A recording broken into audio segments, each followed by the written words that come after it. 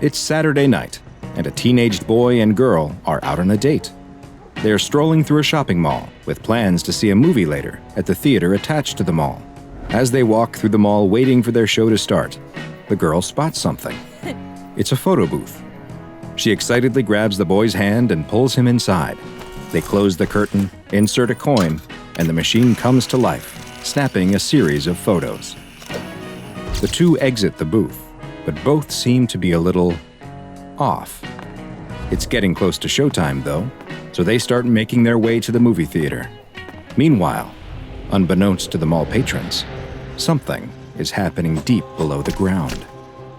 The boy and girl exit the theater and walk arm in arm through the alley back toward the parking lot where the boy left his car. It's late now. The sun has long since set, and they're all alone. But they don't hear the footsteps behind them, or sense the pair of bodies that are following them, getting closer and closer. They get to the car. It's the only one left in the parking lot, and the boy takes out his keys to unlock the car when he fumbles and drops them to the ground. As he bends over to pick them up, he finally sees who has been following them. It's them, a pair of doppelgangers coming straight towards them. They look exactly like the boy and girl, except for their faces, which are horribly distorted, with strange lumps and no eyes or mouths. They look as though they were a drawing of a face that was somehow smudged out. The boy quickly gets the keys and grabs the girl, dragging her away from the creatures, who are now reaching for the boy and girl, grasping and clawing at their faces as they try to moan through their skin-covered mouths. He gets the car unlocked, and both manage to get inside. As the creatures bang on the windows, the boy starts the engine and drives away, leaving the abominations behind. Hi, I'm Dr. Bob, and this is SCP-715, also known as My Face That I May Be. SCP-715 is a take-your-own-photo brand photo booth, a product of the Sony Corporation made in the 1970s. This is a standard-looking photo booth, bearing a close resemblance to the many thousands of others that were in operation around the world at the time, with no anomalous visual characteristics at all. The only detail setting this machine apart from its countless brethren is a small metal tag which has been added to the back of the machine at some point, but a significant amount of wear has made it impossible to read what, if anything, was ever stamped on the tag. SCP-715's basic operation is also not anomalous in appearance. It will only activate if an individual sits inside and inserts the required coinage, at which point it will take a series of photos, just like a normal photo booth. The photos will also appear normal, though often some will be heavily distorted and obscure the subject's face in various ways. What truly sets this photo booth apart, however, is what happens outside of the booth when the pictures are taken. While the individuals who had their photos taken, classified as SCP-715-B instances, are able to exit the booth with no obvious effects, below the mall, deep underground, something truly terrifying takes place.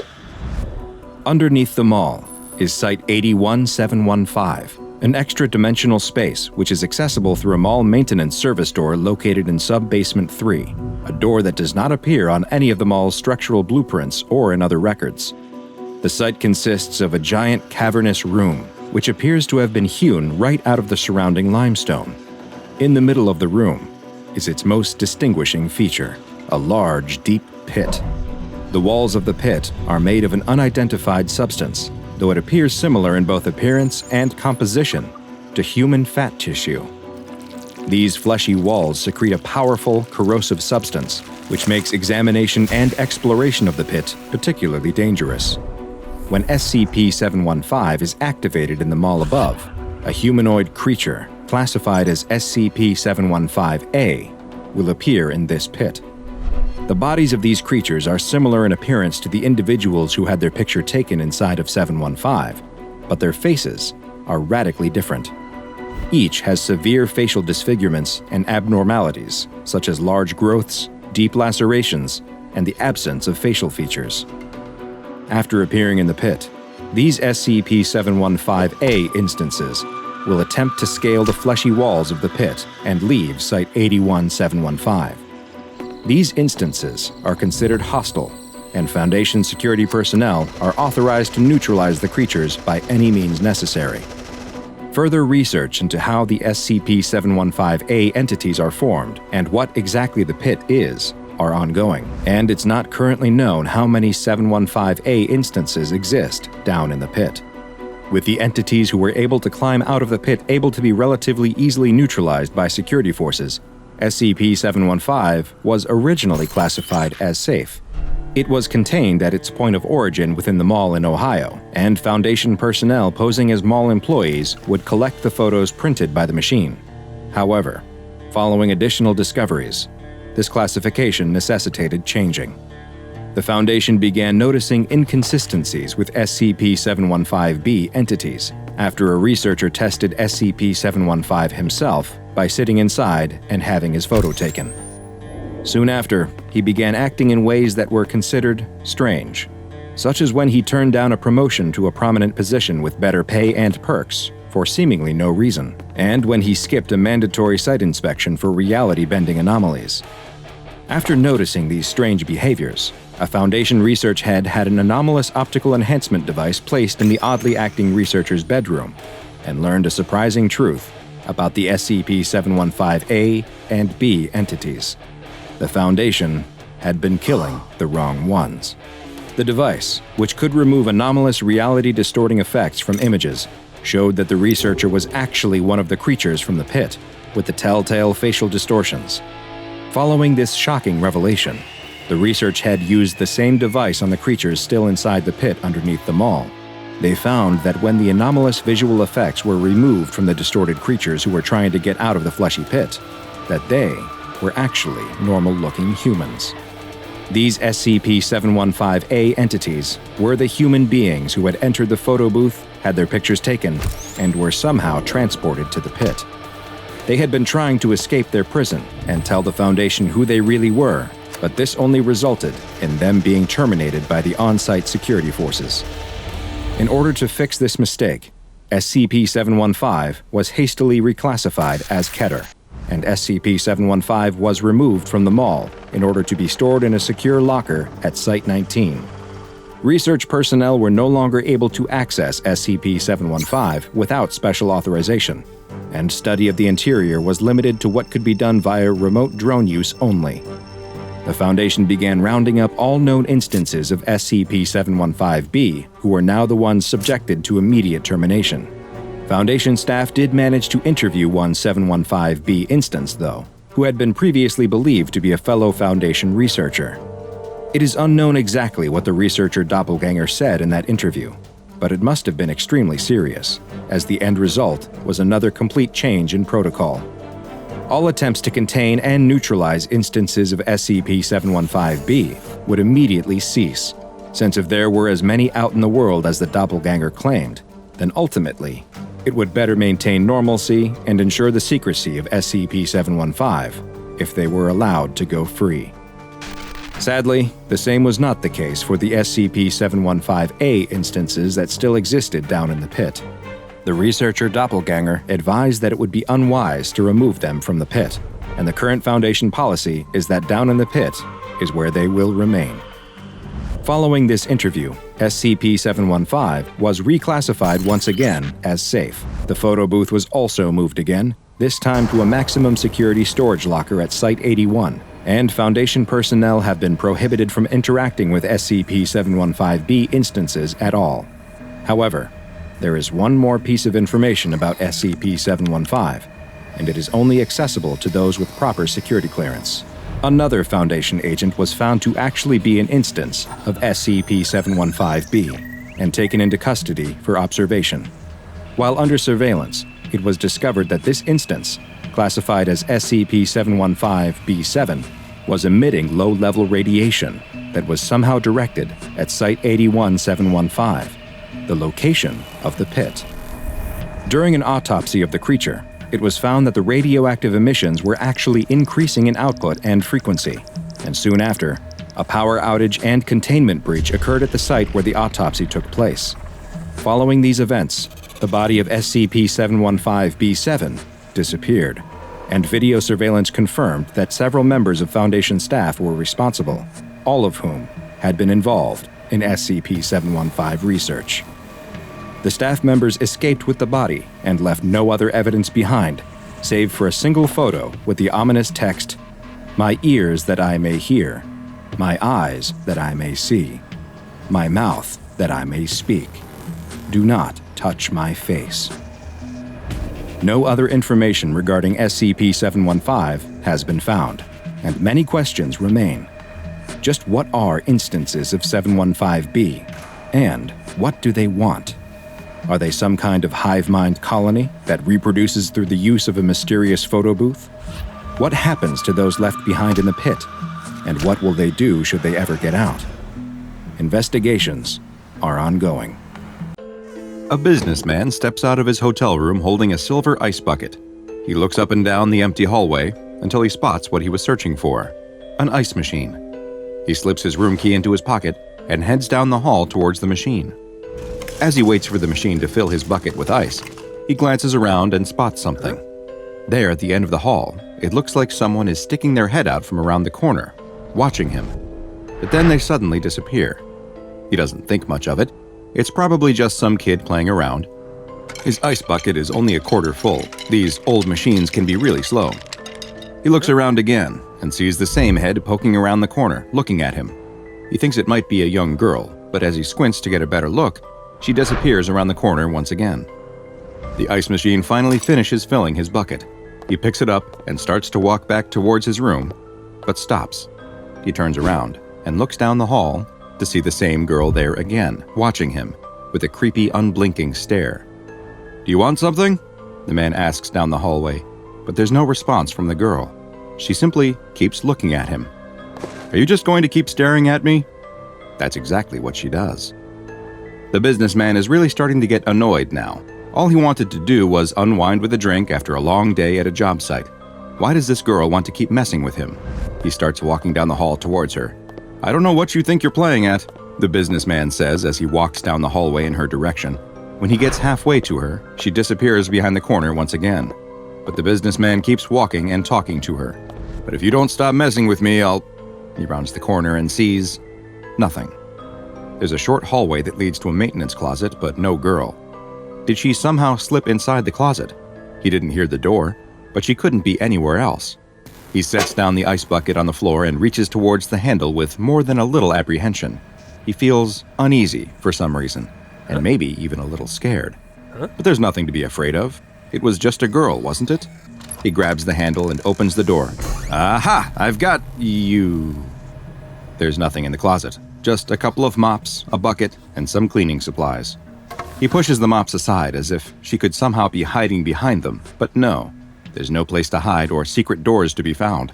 He really must have imagined the whole thing. It was a long day, and a long flight before that. He needed that drink. He sticks his room key into the door and pulls it out. A green light flashes and the lock clicks open. He grabs the handle to open the door when he realizes he's forgotten something. The ice bucket, the whole reason he left his room to begin with. He walks back down the hallway and past the Wait a second. Where's the ice machine? Isn't this where it was? The alcove where he could have sworn he got ice just minutes before is empty. He looks around, up and down the hallway. Did he somehow get turned around? He walks to the end of the hall and turns the corner. Sitting there on the floor in front of the maintenance closet door is the ice bucket. He looks around, confusion on his face, and picks up the ice bucket. Back at his room, he puts his room key into the door. The lock flashes red. He tries the key again, and once more it flashes red. He tries the key a third time, and as he does so, the door opens. He looks up to see a large man standing in front of him. "Do you need something?" The businessman is confused. "What are you doing in my room?" he asks. "Your room," the large man responds. "Yeah, room 237. The large man looks annoyed. He shoves past the businessman and points across the hall. The businessman follows his finger's direction to see that he's pointing at another door, one that has the number 237 next to it on the wall. The businessman looks at the number next to the door he's been trying to unlock, 239. The businessman laughs nervously at his mistake as the large man pushes past him again and closes the door behind him. Back in his room, the businessman can finally sit down and pour himself a drink. He takes 2 ice cubes from the bucket and drops them in his glass before taking a long sip. Ah. He turns on the TV. But after watching for a few minutes, he finds that he's having a hard time concentrating. Whatever this show is, it moves too fast and he can't keep track of what's happening. He turns off the TV and picks up a book instead. Maybe some reading will help him to relax and get his bearings. He still feels really off. He opens the book, but gets confused. Is this the same book he bought in the airport? It looks like it's written in a foreign language. It's just a bunch of squiggles. He tosses the book on the table and yawns. It's not that late, but he's feeling really tired. He gets up, kicks off his shoes, and lies down on the bed without bothering to undress. He's too tired for that. He mumbles to himself for a moment, half awake, talking about how he needs to return that foreign book when he goes back to the airport. What were they trying to do selling him something he can't even read? He continues to mumble about the things he'll do to the cashier who sold him the book for a while until he finally drifts off to sleep. His eyes open. It's dark. He must have been sleeping for a while. The room is cold, too. He goes to pull the blankets up over him, but immediately realizes that he can't move. Try as he might, his body won't respond. Not a single muscle. Only his eyes seem to work. He's completely paralyzed. He can't even yell for help. What happened? And what is he going to do? Did he have a stroke? Is he dying? As his mind races through all the different possibilities, he suddenly sees something. From his bed in the dark room, he can just barely make out the door to his hotel room, and he is terrified by what he can see coming through it. A figure has appeared in the door, literally in the door, as if it is phasing through the solid wood. The man is scared to death as the thing fully enters his room and turns to look right at him. The man wants to scream, but his mouth is still completely numb. The figure starts crawling towards him. He can see now that it's small, smooth, and completely white. He fights as hard as he can, willing his body to move, but nothing happens. He can't so much as whisper. The thing climbs up onto the bed and sits down right on his chest. He prays that he is dreaming, telling himself to wake up over and over again as the creature leans his face in close to his. It seems as if it is somehow looking at him with its smooth, eyeless sockets. It tilts its head slightly to the side and... Welcome, I'm Dr. Bob, and we couldn't be happier that you've decided to stay with us as we delve into SCP-5172, an extremely dangerous anomaly that is known by the extremely non-threatening name of North American Hotel Ice Machines. SCP-5172 is a phenomenon that only affects guests staying at hotels located on the North American continent. It is unknown how or what causes these guests to become affected, but those that are will begin to notice something. Ice machines in the hallway of the hotel they are staying in. Now you might think this sounds perfectly normal. After all, don't most hotels have ice machines? If you just had this thought, then I have some bad news for you, because there is a high probability that you too may have been affected by SCP-5172.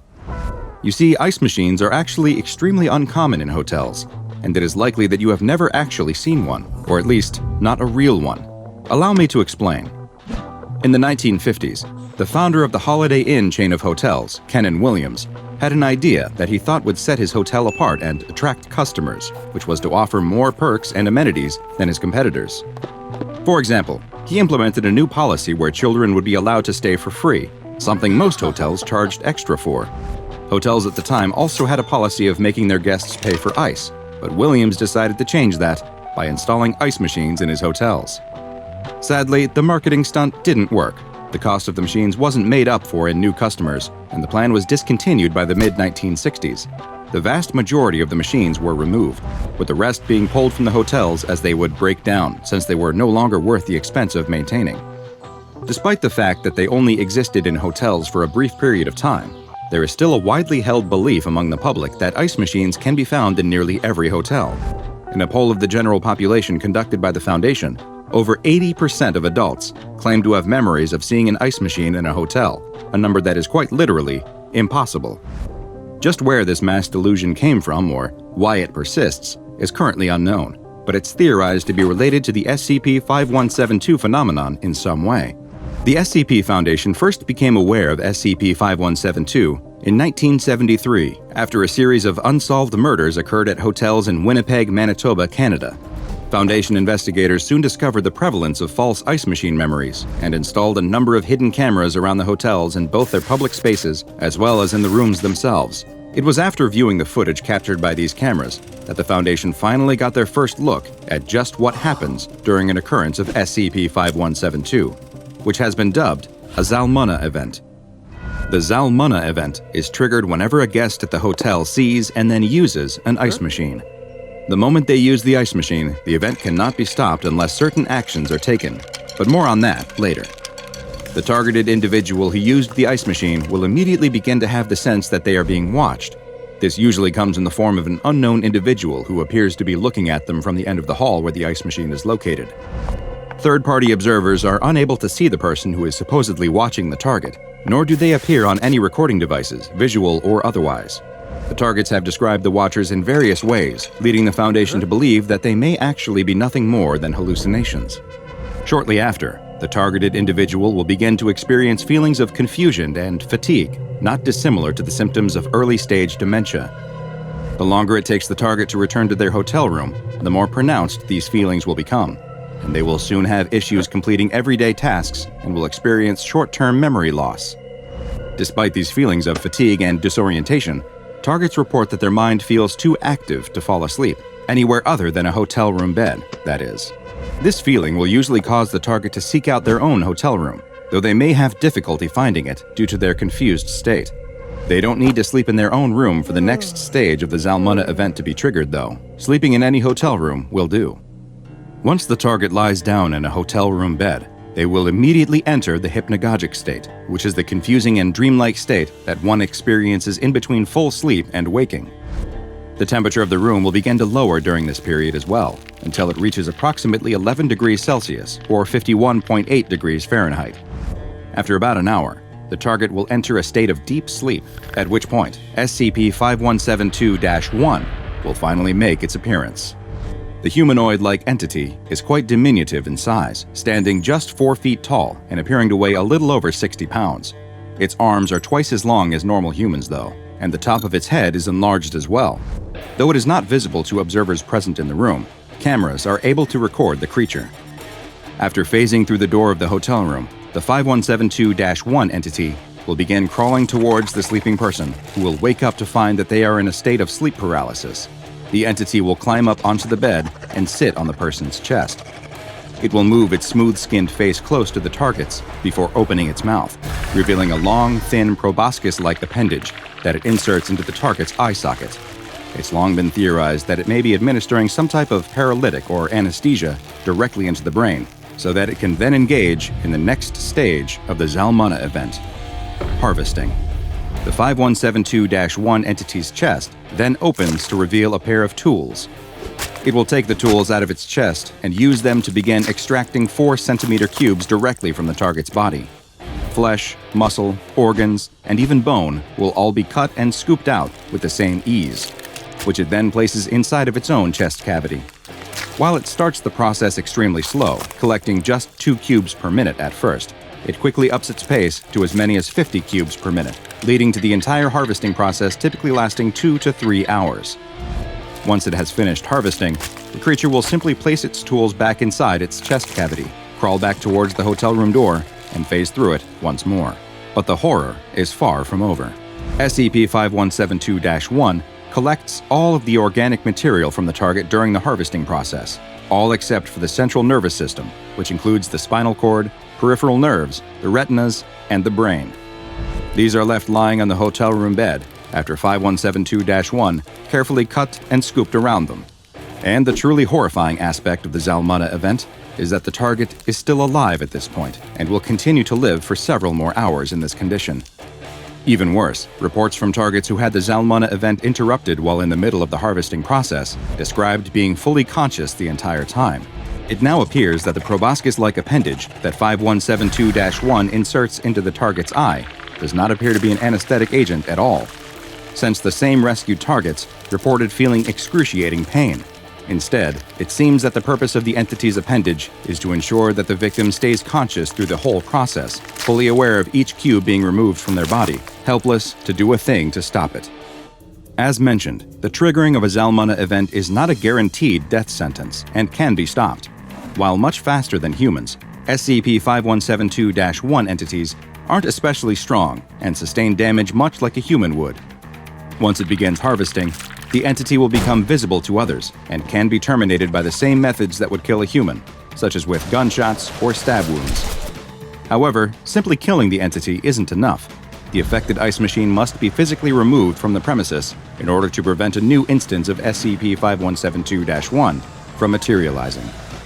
Once triggered through the use of an affected ice machine, the only way to completely stop a Zalmunna event is for the target to leave the hotel and sleep in a private residence, which will prevent SCP-5172-1 from appearing. If the target sleeps in any bed in the same or even a different hotel, the event will continue. Efforts are underway to better understand SCP-5172-1 entities by capturing a live specimen, but so far, all attempts have resulted in failure. Captured entities are capable of manifesting their tools and cutting out of containment, while all attempts at binding or otherwise tying down the creatures has led to them dying within several minutes. Autopsies of dead instances have revealed that, like us, they have a circulatory system, though its heart is located in its head, which explains how they can be killed by being shot or stabbed, but they lack respiratory and digestive organs. As you can imagine, the existence of SCP-5172 presents a problem for Foundation personnel and their business travel. Agents who must stay in hotels rather than SCP safe houses are briefed on the anomaly and required to wear heart rate monitors that can detect when an elevated heart rate occurs that may be connected to a Zalmunna event. Social media, text messages, and other forms of communication from devices that are connected to hotel Wi-Fi systems are monitored at all times for any references to ice machines, and any mention triggers the dispatching of a containment team to the site who will attempt to identify and remove both the ice machine and the targeted individual from the premises. All ice machines discovered at locations thought to be affected by SCP-5172 are then relocated to Site 30.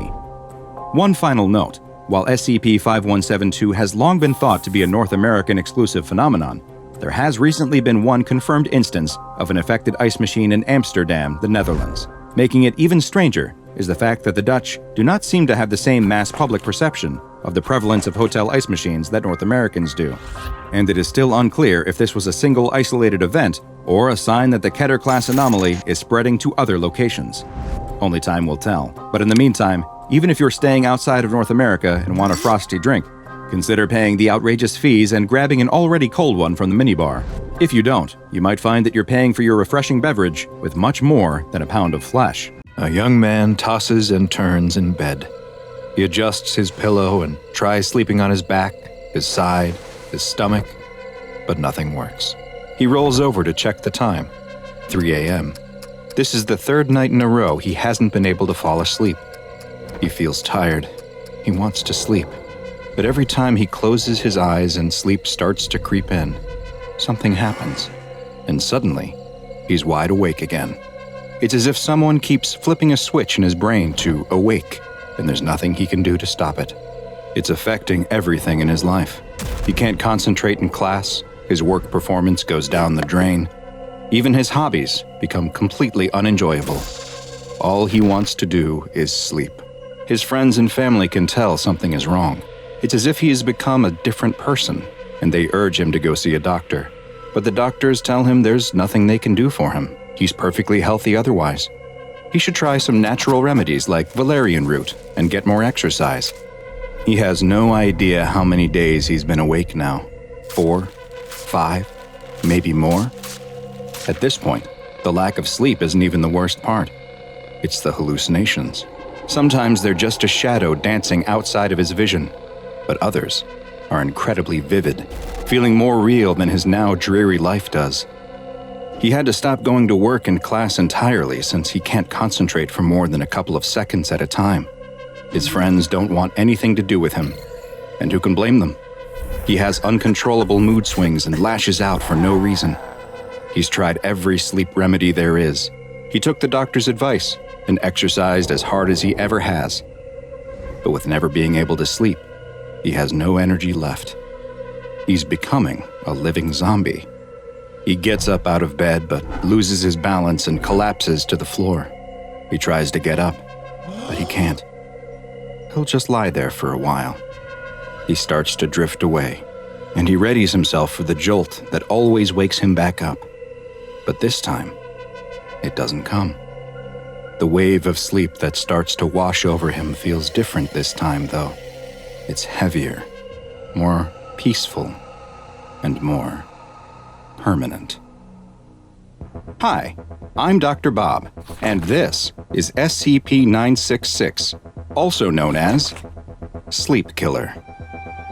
SCP-966 is the designation that the SCP Foundation has given to a creature that belongs to a group of anomalous predatory beasts, standing 1.4 to 1.6 meters tall and weighing roughly 30 kilograms. These hairless humanoids have an elongated face, a mouth full of pointed needle-like teeth, and each of their hands has 5 razor-sharp claws that can be up to 20 centimeters in length. Though unlike humans and apes, they are digitigrade, meaning that they walk using only their toes. But you won't be able to see the horrible visage of SCP-966 under normal circumstances, as they are only visible under very specific lighting conditions. They can only be viewed under light that has a wavelength between roughly 700 and 900 nanometers, which is just at the edge of the light spectrum that's visible to humans, stretching into what's known as infrared light. The only exception to this is if their skin, muscles, or organs have suffered from 2nd or 3rd degree burns, in which case, the affected areas of their body will show up under a greater spectrum of wavelengths that are visible to the human eye. Though frightening to look at, SCP-966 are actually quite weak physically, with very low muscular density. Their bones are hollow, similar to birds, and while their claws may be incredibly sharp, they are also easily broken, making them unsuited for use in combat. Additionally, they do not rest through sleep, but will, at seemingly random times, stop all movement and fall into a rest period that lasts roughly 3 to 5 minutes, after which they are able to resume their normal behavior. With all of these physical shortcomings, how did SCP-966 gain a reputation as such a fearsome hunter? The secret lies in their ability to emit bursts of a previously unknown type of wave. Hunting either alone or in pairs, SCP-966 uses this wave to inhibit its prey's ability to enter any of the restful sleep stages, and also stops the ability to microsleep. These waves have been observed to be effective at up to 20 meters, though tests have shown that they can be blocked by post-transition metals, of which lead appears to be especially effective. SCP-966 hunts and feeds on medium to large-sized animals, which includes humans. And once their quarry has been targeted by the sleep-inhibiting waves, the effect is permanent, with no method having yet been discovered that will allow them to regain the ability to sleep. Experiments have shown that unconsciousness can be induced in other ways, such as with the use of general anesthesia, though these methods have ultimately proven to be ineffective, since although the victim is unconscious, they are still not receiving any of the restful benefits of sleep while in that state. The effects of sleep deprivation on humans, both mentally and physically, are devastating. Symptoms can begin setting in after just 24 hours that can include mood swings, memory issues, and sensory impairment. After 2 to 3 days, the body's hormones become deregulated, and bodily functions like hunger, thirst, and temperature fluctuate wildly as cognitive abilities start to dramatically decline. Hallucinations, paranoia, and fits of rage are common, and the risk of death from sleep deprivation increases with each day that passes without sleep. And this is exactly what SCP-966 wants. After surreptitiously sending a burst of sleep deprivation waves at their victim, they will then stalk their prey until lack of sleep finally leads to total incapacitation, at which point SCP-966 consumes them. SCP-966 have proven to be both extremely quiet and agile when hunting. However, they have actually been observed intentionally making threatening noises around their prey, presumably to further increase their already elevated stress levels, and potentially hastening their mental degradation. On rare occasions, they will even physically assault their victim to further degenerate their mental and physical health. Some of SCP-966's prey will experience especially intense hallucinations and bouts of rage, which is theorized to be caused by prolonged exposure to multiple instances of their sleep-stopping waves. Why some victims are exposed to multiple waves when a single instance has been shown to be 100% effective is unknown, and it's hypothesized that they may only engage in this behavior when especially hungry, to try and speed up the process, though others have put forth the theory that SCP-966 may take some perverse form of joy in seeing its victims suffer prior to expiring. Wild instances of SCP-966 have been found across the globe, and while the SCP Foundation has been successful in thinning their numbers, they still exist in high enough numbers to pose a serious threat to humanity. For these reasons, they have been assigned the classification Euclid. Mobile Task Forces Iota-1 and Iota-2, codenamed the Dream Hunters and Air Chasers respectively, are continually monitoring for any reports of sudden or violent deaths related to sleep deprivation in order to identify and neutralize the remaining instances of wild SCP-966. 4 SCP-966 specimens, 3 males and 1 female, have been acquired by the Foundation, and they are currently contained in a 10 by 10 meter room that is lined with lead and equipped with infrared security cameras. Each specimen is fed 20 kilograms of meat each month, and in the event that the female specimen gives birth, the new specimen is to be taken for observation and study before being disposed of prior to reaching maturity. "Watch this," the teenage boy says before jumping his skateboard up onto the stair railing. His friends watch in amazement as he deftly guides his board down the long rail. They hoot and holler in support until suddenly, the boy seems to lose his balance. He falls from the rail and tumbles down the stairs of the large parking garage where they had been practicing their skateboarding tricks. The boy hits the ground at the end of the stairs, and all of his friends go quiet. The boy is stunned, but eventually he opens his eyes and stands up, but none of his friends can do anything except stare. "Oh no, oh no, oh no," the boy says as he looks down at his arm, which is now bent at a 90-degree angle in a spot where no joint should exist. The children watching all begin to scream, and one, unsure of what else to do, turns and runs. "What do I do? What do I do?" the boy with the broken arm says to no one and everyone. Luckily, one of the group quickly collects herself and steps forward to take control of the situation. "Come on," she says. "We're getting you to the hospital." The girl puts her arm around him on his non-damaged side and helps him to the street, where they have a stroke of good luck. Parked just a block away is an ambulance. "Hey!" the girl cries out, waving towards the ambulance. The paramedics inside must have seen her, because the ambulance's lights immediately come on and it drives the short distance to them. The ambulance stops and 2 paramedics quickly exit the vehicle. The paramedics don't even need to ask what happened. They can obviously see from the unnatural angle of the boy's arm that he needs immediate medical attention, and they quickly place him into the back of the ambulance. The girl begins to pull herself into the back as well, but is quite forcefully shoved back into the street. "Patients only," is the sole response from the paramedic who pushed her before he slams the door shut. The girl gets a brief look at her friend's frightened face through the back window as the ambulance speeds away. Several days later, the children are sitting outside of the same parking structure, but none of them are in any mood to skate. All they can think about is their missing friend.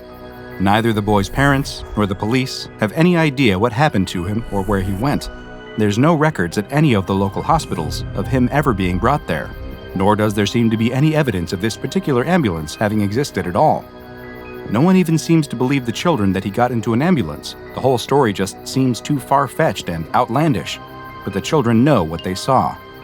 As they discuss the events for the 100th or perhaps 1000th time, one of the smallest of the group suddenly stands up and points. "There it is!" The rest of the group looks in the direction he's motioning and sees the same thing. It's the ambulance. None of them know what to do as the vehicle flies past them, this time with no lights on, and comes to a stop a block away from where they first spotted it. They watch as the 2 paramedics exit the vehicle and go around to the back. It's hard to see from this distance, but it looks as though they took something out of the rear of the ambulance, something that requires both of them to lift before dropping it on the sidewalk behind some trash cans. The children watch as the paramedics get back into the ambulance and drive away, disappearing just as quickly as they appeared. After a moment of shock, they all in unison begin running to the place where the ambulance stopped. They come to a skidding halt just in front of the trash cans. None of them can do anything except stare until they all break out into screams, one of the children turning and immediately running away. And they have good reason to scream, because in front of them is their friend. His arm is no longer broken, appearing to have been somehow repaired in just a matter of days, but it is also no longer attached to his shoulder. The boy opens his eyes as his friends scream, and looks down to see that his arms and legs have been reattached at a new angle, jutting out from his back, leaving him standing on all fours, his face staring up at the sky like some kind of twisted animal. What happened to this young man was tragic, but he wasn't the first victim of this strange malicious anomaly, and unfortunately, neither would he be the last, because this was SCP-4419, also known as the Butcher's Chariot. SCP-4419 appears to be a seemingly normal vehicle, which resembles a standard ambulance, though the exact make and model varies between manifestations. This anomalous ambulance will appear spontaneously in locations where a medical emergency of some kind is about to take place. Just how SCP-4419 is able to predict where and when these events will take place is unknown, nor is it understood how it always takes the form of an ambulance that resembles one appropriate to the local area. Once the medical event has occurred, whether that be a minor injury like a sprain or something more serious, such as a gunshot wound, SCP-4419 will quickly approach the injured individual. Two individuals which have a humanoid appearance and are dressed in paramedic uniforms that are, just like the ambulance, always appropriate to the location, will exit the ambulance. They will then secure the victim, using a stretcher if need be, and place them in the back of the ambulance. While the individuals who emerge from SCP-4419 will, for the most part, act as though they are normal medical professionals, they will strongly resist any attempt to either impede them in their quest to secure the injured person, as well as prevent anyone else except for their target from getting into the back of the SCP-4419 ambulance, up to and including the use of extreme physical force. As soon as the paramedic-appearing individuals have managed to secure the victim in the back of the ambulance, it will then quickly leave the area at a high rate of speed, and research has shown that as soon as it is out of observation, SCP-4419 will demanifest, along with whoever is inside. But this isn't the end of what this anomaly has in store for its victim. Between 2 and 7 days later, the SCP-4419 ambulance will suddenly reappear at the same area where it picked up its victim. The same individuals will exit the ambulance and leave the victim somewhere nearby before getting back in the vehicle and leaving the scene once again. The victim who is left behind will always have suffered what can only be described as invasive bodily modifications. Their injuries are so extreme that in most cases they should have resulted in the death of the victim, and yet they will always somehow still be alive. While the exact form of modification will vary from victim to victim, there does appear to be some correlation between the original medical emergency and the resulting procedure. And the SCP Foundation has documented a number of encounters with SCP-4419, stretching all the way back to the early 1980s. Some notable examples include one from 1983, in which a pedestrian who was crossing the street was struck by an automobile, resulting in them breaking their leg. SCP-4419 was on site and quickly helped the man into the back of the ambulance. When he was returned several days later, all of his limbs had been reattached in such a way that they were protruding from the front of his torso. In another event which occurred in 1994, a man suffered a broken jaw in a fight outside of a bar. To no surprise, SCP-4419 was on hand and took the man away for treatment. When he was next seen, his jaw had been permanently forced open, and a glass window had been installed in the back of his throat, which permitted direct viewing of his heart, which had also been moved to the back of the throat. Unfortunately, there was no way to reverse this procedure, and the man had to be euthanized. In 2003, a husband and wife were in a car accident where they each sustained multiple broken bones. When SCP-4419 dropped them back off, the two had been fused together at the back, and any bones that were broken in the crash had been removed completely.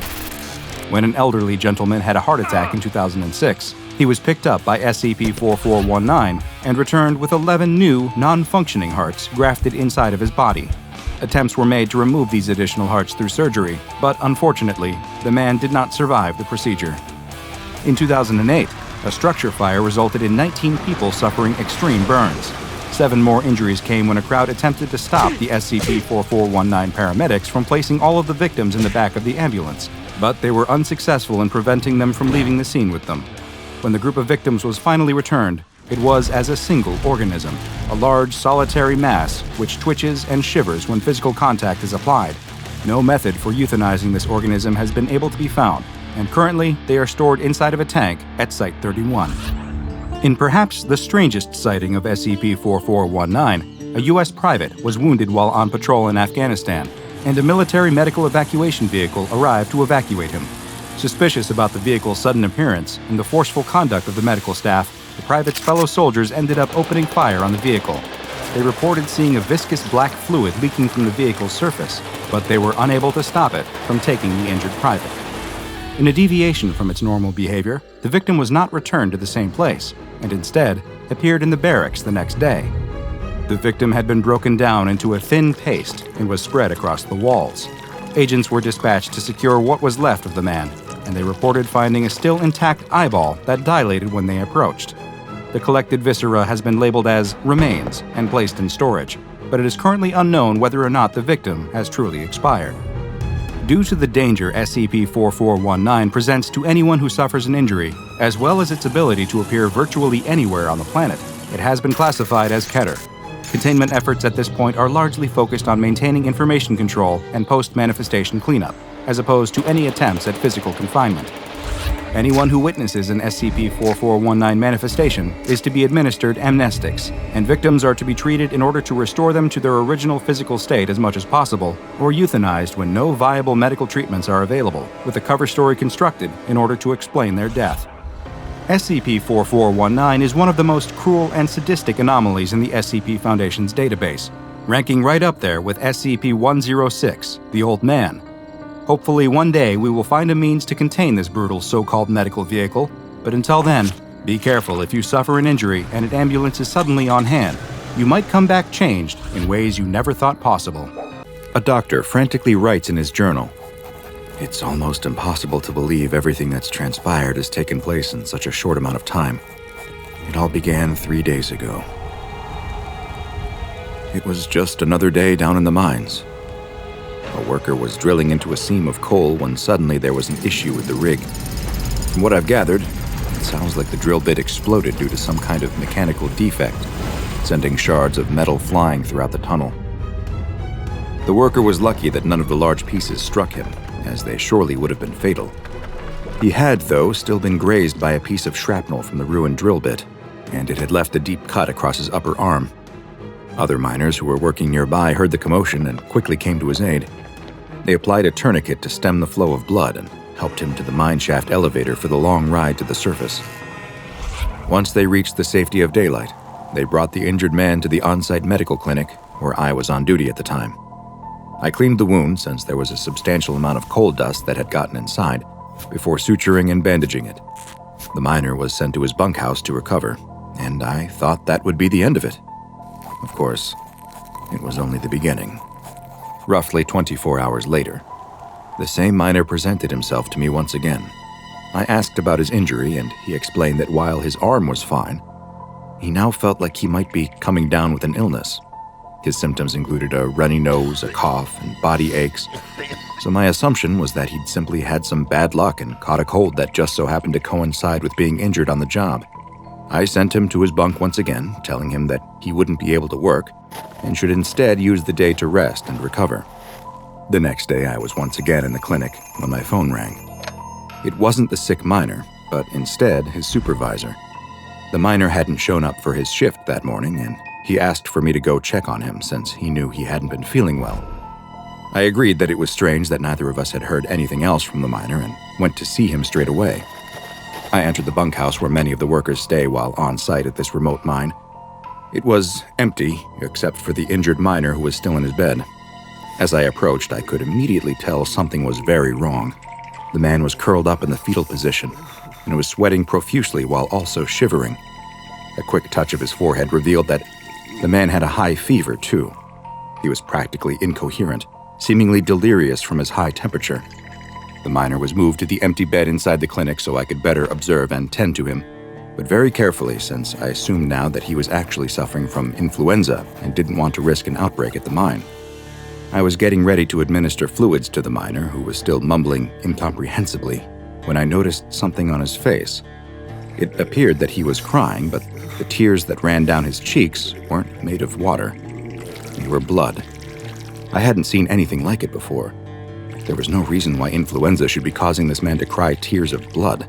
I could see the veins in his forehead starting to pulse, as if his blood pressure had suddenly skyrocketed.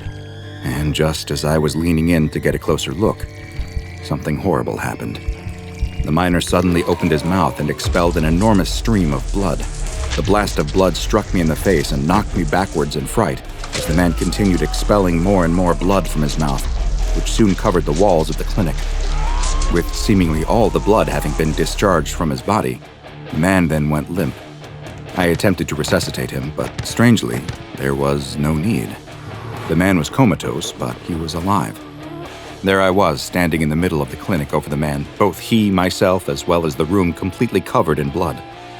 It was one of the worst things I'd ever experienced as a doctor, and yet, somehow, it was about to get even worse. I was still in shock from what had just happened when I heard the door to the clinic open behind me. I turned around to see a group of half a dozen more miners from the site, each one coughing, sweating, and shivering. One held a cloth to his ear that was stained red, while another attempted to stop his nose from bleeding. Whatever had infected the first patient wasn't a one-off medical event. This had the makings of an epidemic. I knew that I was in way over my head. I was just a general practitioner, not an infectious disease specialist, and I called the Center for Disease Control to get their guidance. I was told to quarantine the sick men as best I could, and that a rapid response team would be sent who were better equipped to deal with potential outbreaks. While I waited for the CDC to arrive, I began moving the afflicted men to a bunkhouse that had been designated for quarantining. Several more also began expelling huge amounts of blood, though unlike the first patient, none of the others survived the traumatic event. As I was putting the final infected man into a bed, I noticed something, though. There was a huge amount of heat radiating off of his lower body, and when I pulled down the blankets, I discovered something that even with all of the strange happenings, I still couldn't believe. There were huge lumps growing on his legs, each of which looked to be filled with some kind of fluid or gas, and they were extremely hot to the touch, as if the chemicals inside the lumps were creating a source of heat. As I was investigating the bizarre growths, I suddenly looked up to see that the man was no longer in a state of delirium. Instead, a crazed look had come over his eyes, and he suddenly leapt out of bed, flailing and clawing at me as if he wanted to kill me. I don't know how, but I was able to fight off the man and run out of the bunkhouse. He gave chase, though, and with no other option, I ran into a nearby storage shed. The man was beating and scratching at the door, but I was able to barricade it by dragging a heavy shelf in front of it. After several minutes of trying to break inside, he finally gave up and left. And here I remain. I'm too afraid to go back out. It seems that if the disease won't kill me, then whatever it is turning people into will.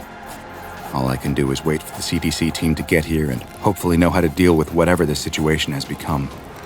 The doctor closes his small notebook and notices a drop of something fall onto the cover. He reaches up and wipes his hand across his mouth. It comes back, covered in blood. The doctor didn't know what the disease was that had so rapidly spread through the workers at the mine, nor did the CDC response team when they arrived. No, it wasn't until the SCP Foundation caught word of the mysterious outbreak that someone would finally determine what was happening with what would soon be called SCP-016, which is also known as the Sentient Micro-Organism. SCP-016 is a blood-borne pathogen that was first discovered after a worker at a remote mine was injured while drilling into a coal seam deep beneath the earth. It is theorized that coal dust entered the wound, dust which perhaps carried dormant spores of what would become SCP-016. Over the next several days, all of the remaining employees at the mine were infected, as was the CDC crisis team that was sent to the mine to investigate the outbreak of what was potentially an undiscovered pathogen. Following the CDC's inability to deal with the disease, the SCP Foundation took over the site and quickly terminated all affected personnel in order to prevent further spread. The first infected person, Patient 0, was taken into Foundation custody for further investigation, and the mine shaft itself was collapsed by an explosive device in order to seal it off. After studying Patient 0, the Foundation learned a great deal about just what they were dealing with. What they found was that SCP-016 has an incubation period that can vary wildly from just 24 hours to as long as 2 years, with the length appearing to be dependent on the number of other potential human hosts in the immediate area. Once symptoms begin to present in an individual, they will at first look to be quite similar to the common cold. They can include coughing, a runny nose, itchy eyes, and body aches. Roughly 48 hours after the first symptoms, the infected person will experience a form of hemorrhagic fever similar to the Ebola virus, which causes a small amount of bleeding in the lungs. This leads to the infected blood becoming aspirated, most likely in order to better spread through the air. The third stage of the disease leads to the host crashing and bleeding out as they start to bleed profusely from multiple body orifices, including the nose, tear ducts, mouth, and even through the pores of their skin. Their blood pressure will also skyrocket during this final stage, and in some cases have vomited blood as far as 5 meters. Oddly enough, although most die from the traumatic event, this almost complete exsanguination will not always result in death. Sometimes, following the removal of almost all blood from the body, the patient will somehow survive, and the pathogen inside their body will return to its dormant phase once again, before eventually repeating the process. But SCP-016 is more than just a rapid and often deadly bloodborne disease, as you will soon see. As SCP researchers studied the disease, what they discovered was that it had a very strange property that sets it apart from other hemorrhagic fevers like Ebola and the Marburg virus. What they found was that when someone infected with SCP-016 is placed into a high-stress situation, such as one where their life is being threatened, SCP-016 will transition from rapidly reproducing inside of its host's body to instead begin rewriting their host's actual DNA. This genetic manipulation, combined with the stimulation of rapid cell division, leads to the host undergoing major physiological changes and in extremely small amounts of time. In just 24 hours, the host can begin showing physical changes to their body, and a complete bodily reconstruction can occur in less than 2 weeks. Most of the hosts who begin to undergo physical changes will not survive the process, due to how heavily the transformation stresses the body, but those that do will be changed in more than just physical ways. They'll exhibit hyper-aggressive behaviors, not dissimilar to those infected by rabies. And it's theorized that the pathogen may cause this behavior in order to better spread the virus. When the Foundation realized that SCP-016 was capable of these transformative effects, they immediately undertook a number of experiments on D-Class personnel in order to better understand their full extent. In the first test, a D-Class was infected with SCP-016, and as soon as they began showing symptoms, their cell was slowly flooded with water in order to stimulate the life-threatening situation needed to trigger the transformation process. Over the next 24 hours, researchers watched as the subject appeared to develop gills, which would allow it to survive in the now water-filled cell. The transformations didn't stop there, though, and over the next 2 weeks, the subject also had their limbs change into fins, their eyesight deteriorated, and their sense of hearing increased as they developed an echolocation ability very similar to the one employed by whales and dolphins. The experiment was concluded by removing all of the water from the cell, leading to the death of the subject from asphyxiation, as they could no longer breathe in the open air. A similar experiment was performed on another D-Class, but this time, instead of taking on aquatic animal properties, the D-Class experienced rapid muscle growth and their knuckles grew bone-like protrusions. It attempted to use both of these to break through the door of their flooding cell, but they were unable to breach the reinforced steel and soon died from drowning. The Foundation now knew that the virus could react in different ways to the same situation. The same experiment was run a third time, but in this instance, the infected D-Class exhibited an entirely different means of trying to escape. The subject had a massive growth appear on its chest, which seemed to be fed from 2 different tubes of flesh, also emanating from the subject's body. Fearing what it planned to do, the Foundation ended the experiment early and terminated the subject. An autopsy revealed that the growth was actually a hollow chamber that was being fed by the tubes with oxygen and acetylene gas, which when combined in sufficient amounts would cause a massive combustion event. In other words, SCP-016 was turning the subject into a living bomb. Moving on from flooded cell tests, the researchers next left the D-Class inside of a room with no stressing elements, and instead told them to focus on growing a pair of wings. Without any reason to begin the transformation process, SCP-016 went through its normal stages, and the subject died from blood loss without any other changes occurring. In the final test, a D-Class was placed inside of an acrylic box that was suspended over a mine shaft, with a timer attached indicating the time when the bottom of the box would open and drop the D-Class into the 1,000-foot deep shaft. This D-Class was also told to focus on growing wings that would allow them to survive the plunge. The subject began to transform over the next 24 hours, but rather than grow wings, they instead developed a tentacle-like appendage on their arm that was capable of producing silk, similar to a spider's spinneret. They used the silk-producing organ to secure themselves to the box, showing that subjects did not appear to be able to control the way in which SCP-016 would alter their bodies. This experiment concluded when the timer reached 0 and the bomb attached to it detonated, as had been the plan all along.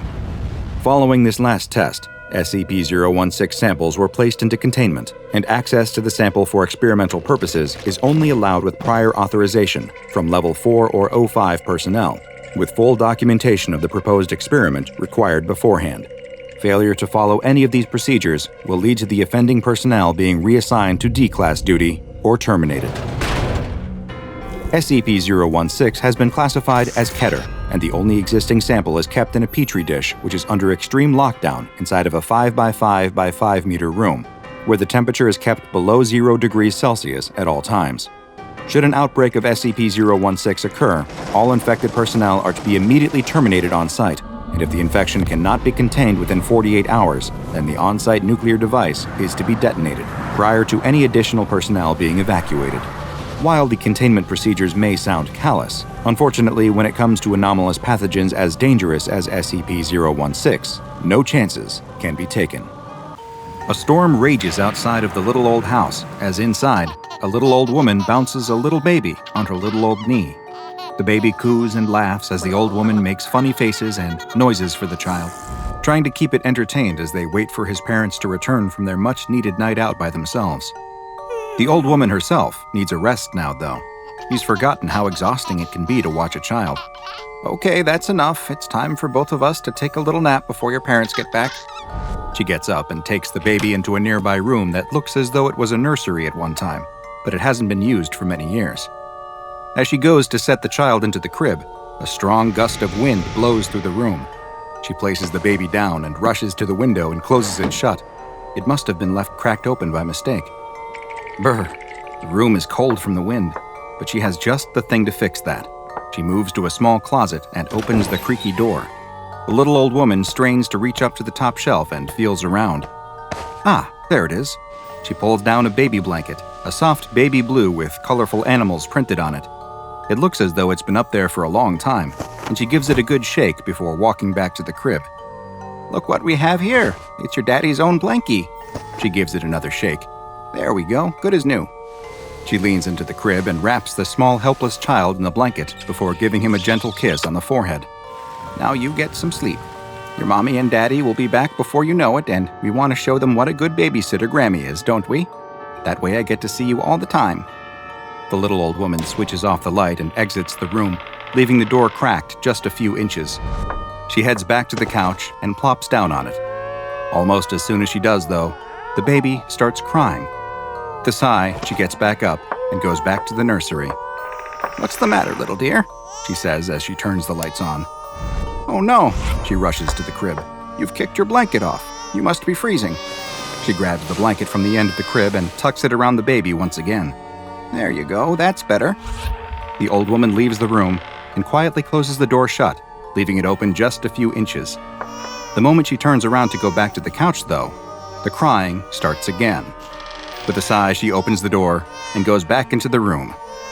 Once again, the blanket is stuffed at the end of the crib where the baby has kicked it off.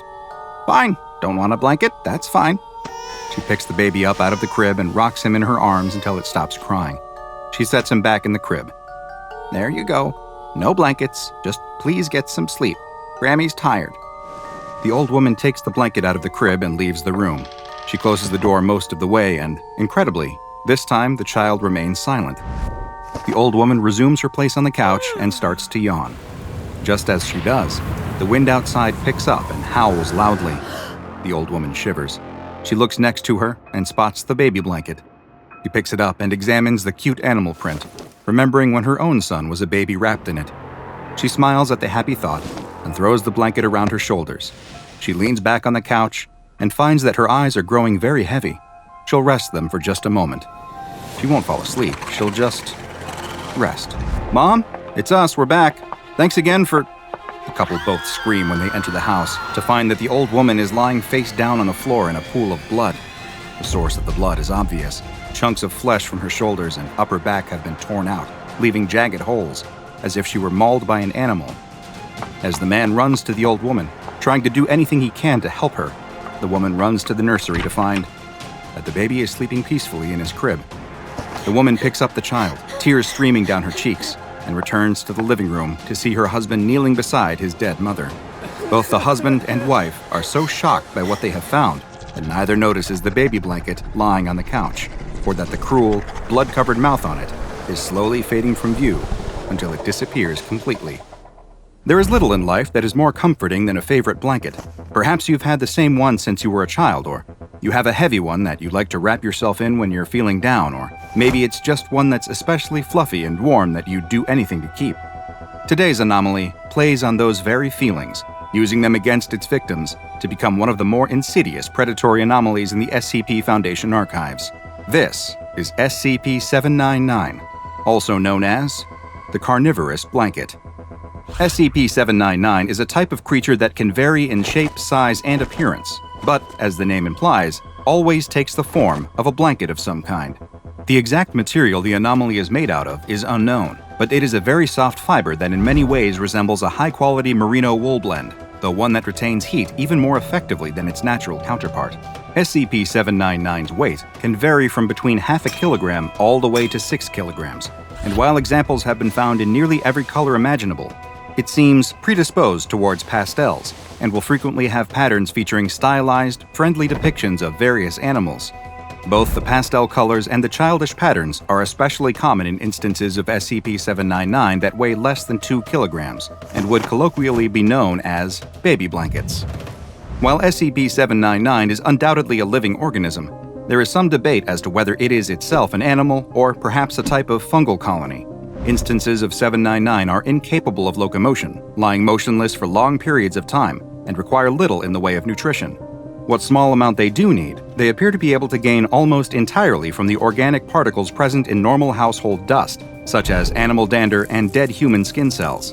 The blanket feeds via a series of minute, filter-feeding mouth-like structures that are spread across the surface of the creature, which wait for nutrients to fall into them, not unlike a sponge on the ocean floor.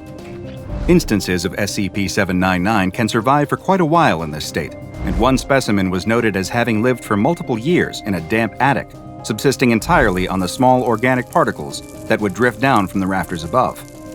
Should an instance of SCP-799 be forced to go for long periods of time without a source of nutrition, though, like when, for example, it is placed inside of a sealed closet or drawer, it will begin to undergo certain physical changes, which result in it metamorphosing into its predatory form.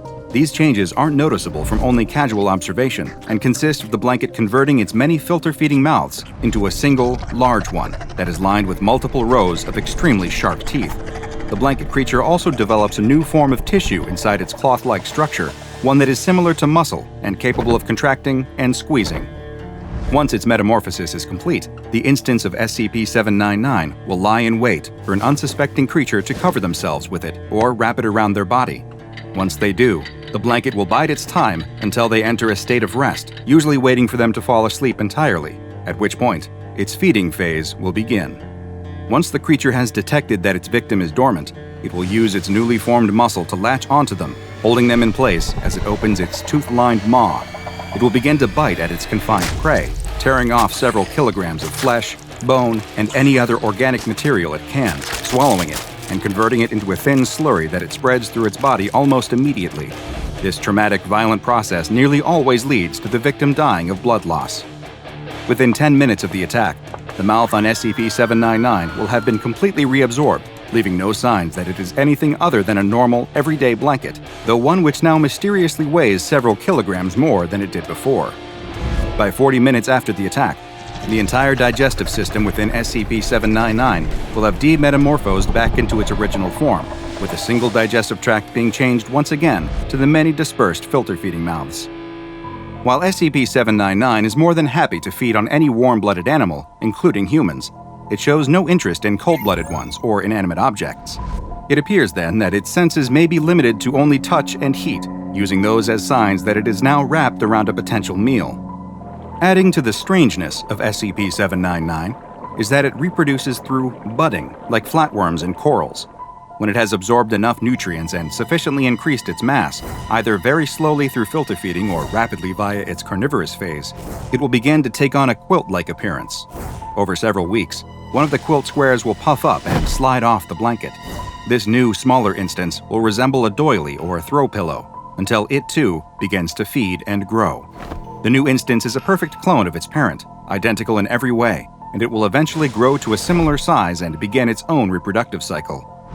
It is unknown exactly how long it takes SCP-799 to reach full maturity, but the current best guess is that when kept in its filter-feeding phase, an instance will reproduce every 50 to 60 years. Instances of SCP-799 are quite prevalent across the planet, and the SCP Foundation currently has hundreds of examples in containment. Unfortunately, it is unknown just how many still exist in the wild, as it is very difficult to identify instances, with one of the only reliable means being through genetic testing. Should any instances be located, though, they are to be destroyed immediately, as the Foundation already has a large enough population in containment for research purposes, and they pose too much of a risk both in terms of harm and exposure to the general public. SCP-799 has been classified as Euclid, and each instance is kept in its own separate biocontainment cell at Biosite 66. Dust is regularly collected from the on-site D-Class personnel dorms and is sprinkled over the blankets regularly to keep them in their filter-feeding state, though only just enough to hopefully maintain their size and not allow them to reproduce. Should any small cloth objects appear in their containment lockers, it is to be removed immediately and contained separately. SCP-799 isn't the only predatory creature that resembles a cloth good in Foundation containment, and research into possible connections to SCP-1626, the oversized gray-hooded sweatshirt that sends penetrating fibers into anyone unlucky enough to put it on, is ongoing. These winters are getting worse every year, that's for sure. The old cattle rancher doesn't know if it's the climate changing, God's judgment arriving, or if he's just getting older and struggling to keep up. Probably a strong mix of all of it. Whatever the cause, it doesn't change the facts. It's deathly cold out there. His ailing, elderly ma's health continues to deteriorate. He hasn't heard from his delivery driver Jorge in days, and on top of it all, his loyal dog Maribel is out there barking into the darkness of the barn. The rancher heads out to fetch her. He doesn't know what he'd do if she froze. He whistles, but she doesn't look back at him. She just carries on barking up that road into the snowy night. The rancher wades through the snow and peers in the direction she's looking. "There's nothing there, girl. Get inside." But Maribel keeps barking. She's insisting. He looks again. Is that? The rancher takes off running up the road. All thoughts of cold immediately gone from his mind, he races towards the figure as fast as he can. His frozen fingers fumble at the zipper on his parka. Icy wind stabs the insides of his lungs. Maribel shoots off ahead of him. There, he pulls the zipper down and wrestles the thick coat off of his shoulders just as he reaches the tiny figure. He drops to his knees and throws the coat over the shoulders of the little girl standing alone in the snow. Quick as he can, he wraps it tightly around her, pulling the hood up and over her head. He takes her tiny shoulders in his hands and gives her a shake. "You okay?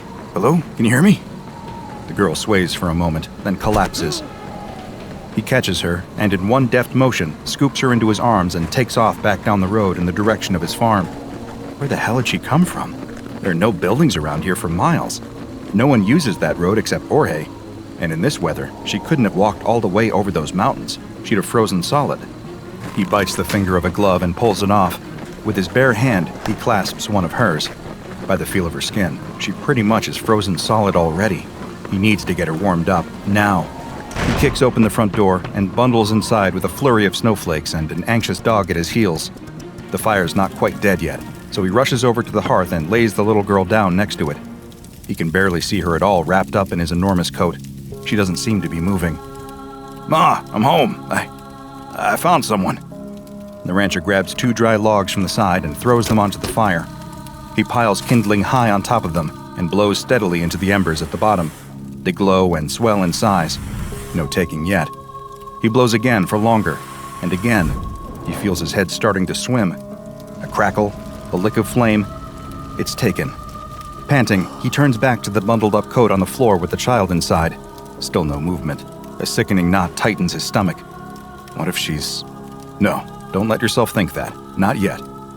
He reaches down and gently undoes the zipper on the parka. His trembling fingers push back the hood. She's pale. Deathly pale. Her dark brown hair is wet and clings to her scalp. The tips are frozen. At a guess, she must only be 9 years old. Eyes closed, lips a sickening blue. But that's not the color that scares him the most. On her neck, there's red. Delicately as he can, the rancher takes the coat off her shoulders and hangs it up by the fire. She's dressed only in a plaid shirt, way too big for her. It looks like an adult's shirt, similar to an old one he used to have years ago.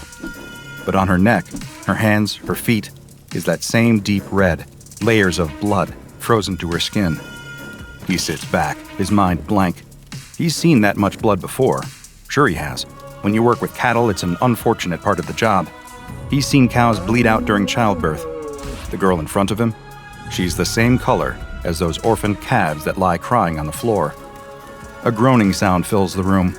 The rancher looks across at the armchair where his ma sits. She doesn't look at him, doesn't look at the girl on the floor. She just stares into the fire, same way she always does. Ma groans again, trying to express something she doesn't understand, being in a world without living in it. Ma, it's okay. Sorry if I startled you. We have a guest with us. But she just keeps on groaning and staring into the fire. The rancher buries his head in his hands and lets out a deep breath. Only the sound of his breath is joined by another, a tiny breath rattling and rasping through a damaged child's throat, trying its best to keep its host alive. The rancher opens his eyes and stares at the child. She isn't conscious, not by a long shot, but she's breathing, a little at a time. The icicles in her hair have turned into rounded droplets of water that glow by the heat of the fire. He snaps back to his senses. He's not doing her much if she's just lying there soaking wet. He runs off upstairs and grabs some towels and a fresh flannel shirt to wear. After several minutes of drying her off, he's confident enough that he's got most of the water off. There's still a lot of blood caked to her skin, but as far as he can tell, there's no wound anywhere that it could have come from. Brow furrowed, he leaves her under a bundle of blankets and fills up the kettle with water. Hanging it carefully over the fire, he walks over to the cabinet and fishes out a tin of cocoa from the top shelf. Hasn't been used in years, but should still be fine. He would make it with milk, but she's probably dehydrated. Lifting the kettle's lid with the poker, the rancher pours the brown powder inside and waits for it to boil. The little girl's eyes are open now. She's staring into the flames. Her lips are looking a little more pink, her skin a little more blotchy. You're safe here. Just stay by the fire and warm up a bit. You like cocoa? The little girl drags her eyes away from the flames. Her expression is mostly blank. She looks too tired to be confused. I don't know. I think you will. Ma always gave me cocoa. Okay. And with that, the farmhouse falls silent. The little girl stares into the fire. The rancher watches her, finally feeling the wave of exhaustion crashing over him. His ma has fallen asleep in her armchair. Only Maribel stays awake through the whole night, staying close to the little girl by the fire, occasionally licking her toes to try and warm them up. By the morning, the snow stopped, but the huge drifts remain. As the rancher walks across to the barn, he finds it hard to believe that just a few hours ago, the winds were whipping at his face as hard as they were. The world this morning is totally still. What the rancher finds even harder to believe is that there's a little girl in his house right now, fast asleep by the fire. He checked her forehead when he woke up this morning, and she miraculously hadn't caught a fever. She couldn't have been out in that weather for too long, but it only made the question more mysterious. Where did she come from? Maribel didn't get up this morning. From all of the excitement last night, she must have been too tired for today. Walking through the crisp morning air, he can't really blame her. He shoulders the barn door open. A column of steam curls out of the opening. All of that warmth, humidity, and cattle smell is strangely comforting this morning. But as the rancher goes around checking on all the cows inside, he very quickly discovers a problem. They're thin. Way too thin. Some of them look to be on the verge of starvation. He'd missed it last night as he drove them down in the dark, but in the warm glow of the barn's lights, it's unmistakable. These cows haven't been eating properly. He pours out several sacks of grain for them into the troughs, and they all gather around hungrily, filling both their stomachs as fast as they can. The rancher leans on the railing for a moment, confused. Even in this cold, there was still plenty of green grass for them up on the ridge. That's why he'd taken them up there. They should have had no trouble eating until the snow came in last night. He doesn't like this one bit. Last time Jorge had driven down and collected some of the meat, he'd had a few questions about the quantity being smaller than usual. Were the cows sick at all? Not that the rancher could tell. But now, looking at them, it's clear as day. Something's up. You hungry? The little girl nods. They sit across the table from one another, eating homemade bread and soup. Ma stays over by the fire. Maribel slowly wanders over to the kitchenette and flops down on the floor, exhausted. Where are you from? The girl shrugs her shoulders. You know how you got out here? Remember anything from last night? The little girl just eats her soup and shakes her head. She doesn't look particularly scared or worried, just a little confused. Where are your parents? Do you have parents? Again, the little girl shrugs. The rancher sits back and folds his arms. He's tried to call into town, but his phone line's gone out in the blizzard. Not much to be done until the snow clears. He's got a good relationship with the police around here. If he explains the situation, then it'll all be okay. What do you know? Can you remember anything from last night? It was dark. The girl slurps her soup. I was hungry. So hungry. Then I saw the light and I went towards that. My car? No. Well, yes, later on it was your car, but before it wasn't. What was the light then? Where were you? I don't know. It was just the light. Now he's even more confused, but try as he might, the rancher can't figure any of it out, and try as she might, the little girl can't remember anything more precise than that. The pair of them hop into the car and drive back out up the road that afternoon. The snow is piled so high that the rancher is having to get out twice as often as he did the previous night to clear a track for them. He isn't actually sure what he's brought her out here looking for. Clues, maybe? He almost laughs at himself at the thought, but that's probably the best word for it. If he can figure out how she got here, then he can work on understanding who she is and how to get her home. There's the damage to the phone line. One of the masts has collapsed, sagging heavily on the lines. That's not something he can fix on his own. No, sir. Looks like he'll have to wait for the snow to melt before making any phone calls again. That could be in 1 week. That could be in 3 months. He glances at the child sitting in the passenger seat. She's just staring out of the window in amazement, wrapped up in as many layers as he could put on her. They may be stuck together for a while. A lurch. The pickup plunges dangerously to the left. The rancher slams on the brakes and it comes to a stop just in time. A large chunk of snow in front of them comes loose and slips off the side of the road. It tumbles down into a gully that he hadn't even spotted. With all this snow on the ground, he has no frame of reference. Everything is just white. Stay here. The rancher opens the door and climbs out. He wishes Maribel was with him, but she'd wanted to stay home again. Poor dog. She must really be going through it if she wasn't even up for a ride in the pickup. Carefully as he can, testing every step before making it, the rancher creeps over to the edge of the gully. It's bigger than he thought, much bigger. It continues down, more and more sharply for a few hundred feet, all the way down into a... Oh no. There's a semi down there, a big rig, warped and bent, lying on the rocks. Just a glance is enough to tell the rancher it's Jorge's, but he just keeps staring at it in disbelief. It can't be. But it is. Stay in the car. The rancher reaches past the little girl and into the back seat. Grabbing a pair of crampons and some rope, he straightens up and looks at the girl. She knows it's serious. He can see the concern on her face. Stay in the car, he repeats. By the time the rancher makes it down to the truck, his legs and back are killing him. All this work over the last 24 hours is going to start taking its toll sooner or later, but some things have to be done. He pauses by the semi. It's on its side. He'll have to climb up onto it and try to open the door. Some things have to be done. He hoists himself up and manages to clamber onto the metal door. It's badly crumpled, and the window is smashed in. He doesn't fancy his chances of being able to get it open. One look through the window shows him that he won't want to do that anyway. Blood coats every inch of the inside of Jorge's truck. The cabin that the rancher is so used to seeing and sitting in is almost unrecognizable.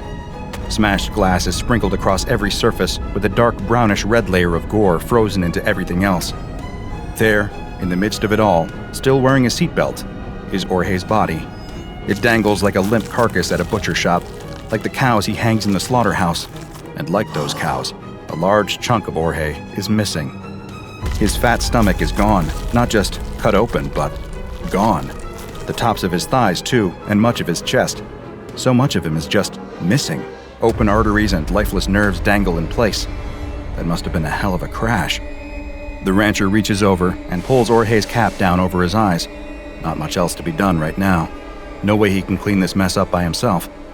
But as the rancher climbs up the valley, his mind starts to connect some dots that leave a sick feeling in his stomach. He's seen that much blood somewhere else, or rather, on someone else, just last night. He slams the door to the pickup shut and starts to drive back down the track. Since the snow stopped, all of the drifts that he'd cleared earlier remain clear. It's only a few minutes' drive back down to the farm. He doesn't say a word the whole way, and neither does the little girl. She clearly senses something's up. The sick feeling in his stomach remains. He pulls up the handbrake, and the two of them sit in silence outside the farmhouse. There's a truck in that valley. Did you know that? Yes? Is that where you came from last night? I don't remember. Was he... The rancher stops. Jorge didn't have any kids. What were you doing in his truck? I don't know. Did he Was he... The rancher can't bring himself to accuse his best friend of the words that almost left his mouth. Do you think you might not remember because something bad happened to you? I don't know. The rancher closes his eyes for a long moment. Silence fills the pickup. Come on, let's get inside. But inside wasn't the safe haven he'd been hoping for. Ma's been throwing up. Not just once, but a few times. She's distressed, groaning aimlessly for someone to come and save her. Maribel is pacing around the room, yelping and whining. The rancher immediately goes upstairs to get some rags to clean up with. Perfect timing, as usual. But he stops in his tracks when he comes back down. His ma's stopped moaning. The little girl is kneeling by the armchair, holding the old lady's hand. The room is calm. The little girl gently places the frail hand back on the armrest and comes over to take the rags from the rancher. Returning to the old lady, the girl goes about mopping her up as best she can. Maribel slumps back down on the floor. And that is how the four of them exist for the next few days. Ma gets sicker steadily, but the little girl stays by her side all day long, caring for her in every way. The rancher's glad of that. It gives him the time he needs to help his cows outside. None of them are in a good shape. Whatever it is, they're still getting thinner. He feeds them all the grain they'd normally need, and then some, and they always finish it off. Yet none of them are getting any fatter. The rancher leans on the railing, trusty dog by his side. His energy is starting to really lag behind what he needs.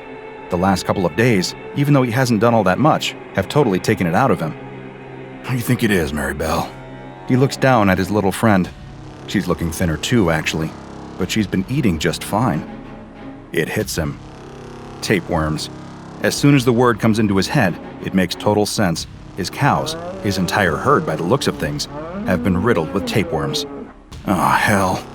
He hasn't got anywhere near the amount of medicine needed to give some to all of them. Even if he did, a lot of them are looking pretty far gone. The chance of reinfection would be high. He needs supplies. He needs Jorge. Maribel whines softly next to him. He knows what they have to do. Laying Maribel down carefully by the fire, the rancher administers the tapeworm medicine. For a few hours, they lie there together. He strokes her side, waiting for her to pass it. The little girl watches over his shoulder. His ma sits back in her chair, mumbling to herself. He hasn't talked to the little girl anymore about Jorge yet. He isn't sure what there is to say. Maybe he should ask if Jorge was sick. After all, the cows clearly have had these tapeworms since before the other night. Jorge may have picked up contaminated meat from him last time he came. Maybe... Maribel passes the worm on the rug. Ugh, the smell. The rancher uses the tongs next to the fire to pick the worm up. It's long and pale, and dead. He tosses it into the fire and puts the tongs in the flames for a bit to sterilize them. The worm sizzles and pops in the flames. The sound makes his stomach crawl. The rancher glances around and sees the little girl staring at the tapeworm. He looks past the girl to his ma sitting in the chair. Her turn next. But as that night and the following morning reveal, it's too late. His ma's groans turn into cries of pain.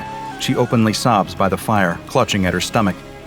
Every time the rancher tries to give her the medicine, she just vomits it back up. Each time she vomits, there's more and more blood mixed in. The little girl gets more and more upset. It's not fair on her to have to witness something this traumatic and disgusting. There's nowhere else for her to go. She shouldn't even be here at all. The fact that she is means she has to help. That's all there is to it. By sunrise, his ma has passed away. There is nasty red bruising all across her abdomen, which tells him she must have bled out internally from this worm. He'd been too late to realize what was wrong. Too late with the cows, and too late with his ma.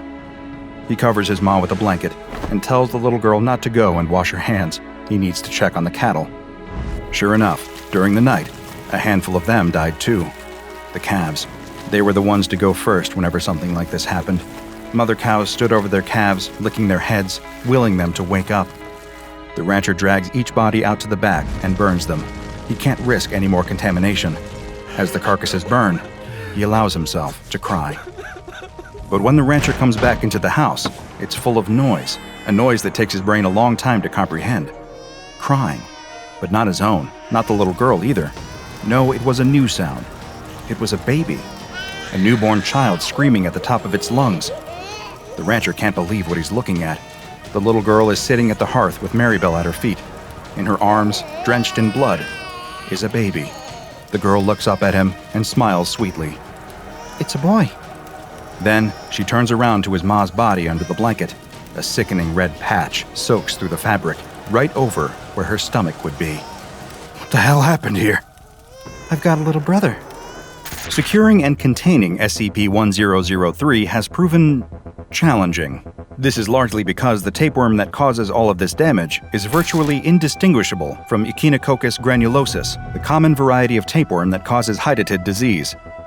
The tapeworm, designated SCP-1003-1, follows the same life cycle as other regular worms. Its eggs come into contact with an animal through contaminated meat, saliva, or unclean surfaces and are ingested. Once inside the gut, they grow and latch onto the inside of the digestive tract, where they feed on the nutrients of the food traveling past them, steadily growing bigger and stronger. Once mature, they lay eggs, which pass out in the animal's excrement to continue the process. Infections spread quickly, particularly in unsanitary conditions amongst livestock, and can often be difficult to contain, as by the time the symptoms, nausea, weight loss, fever, start to manifest in the infected, the worms have likely already reproduced and have a new generation growing in the guts of other animals. As far as the Foundation is aware, SCP-1003 follows this normal pattern in all observed animals except humans. When a human ingests an egg from this tapeworm, a very different creature starts to grow in their gut. Human embryos, with the same genetic code as the tapeworm, begin to form. The rate of their growth is greatly accelerated, however. By just 8 weeks, they are as mature as the typical 3-week-old neonate or newborn child, although similar in size to an 8-week-old embryo at 13 to 16 centimeters.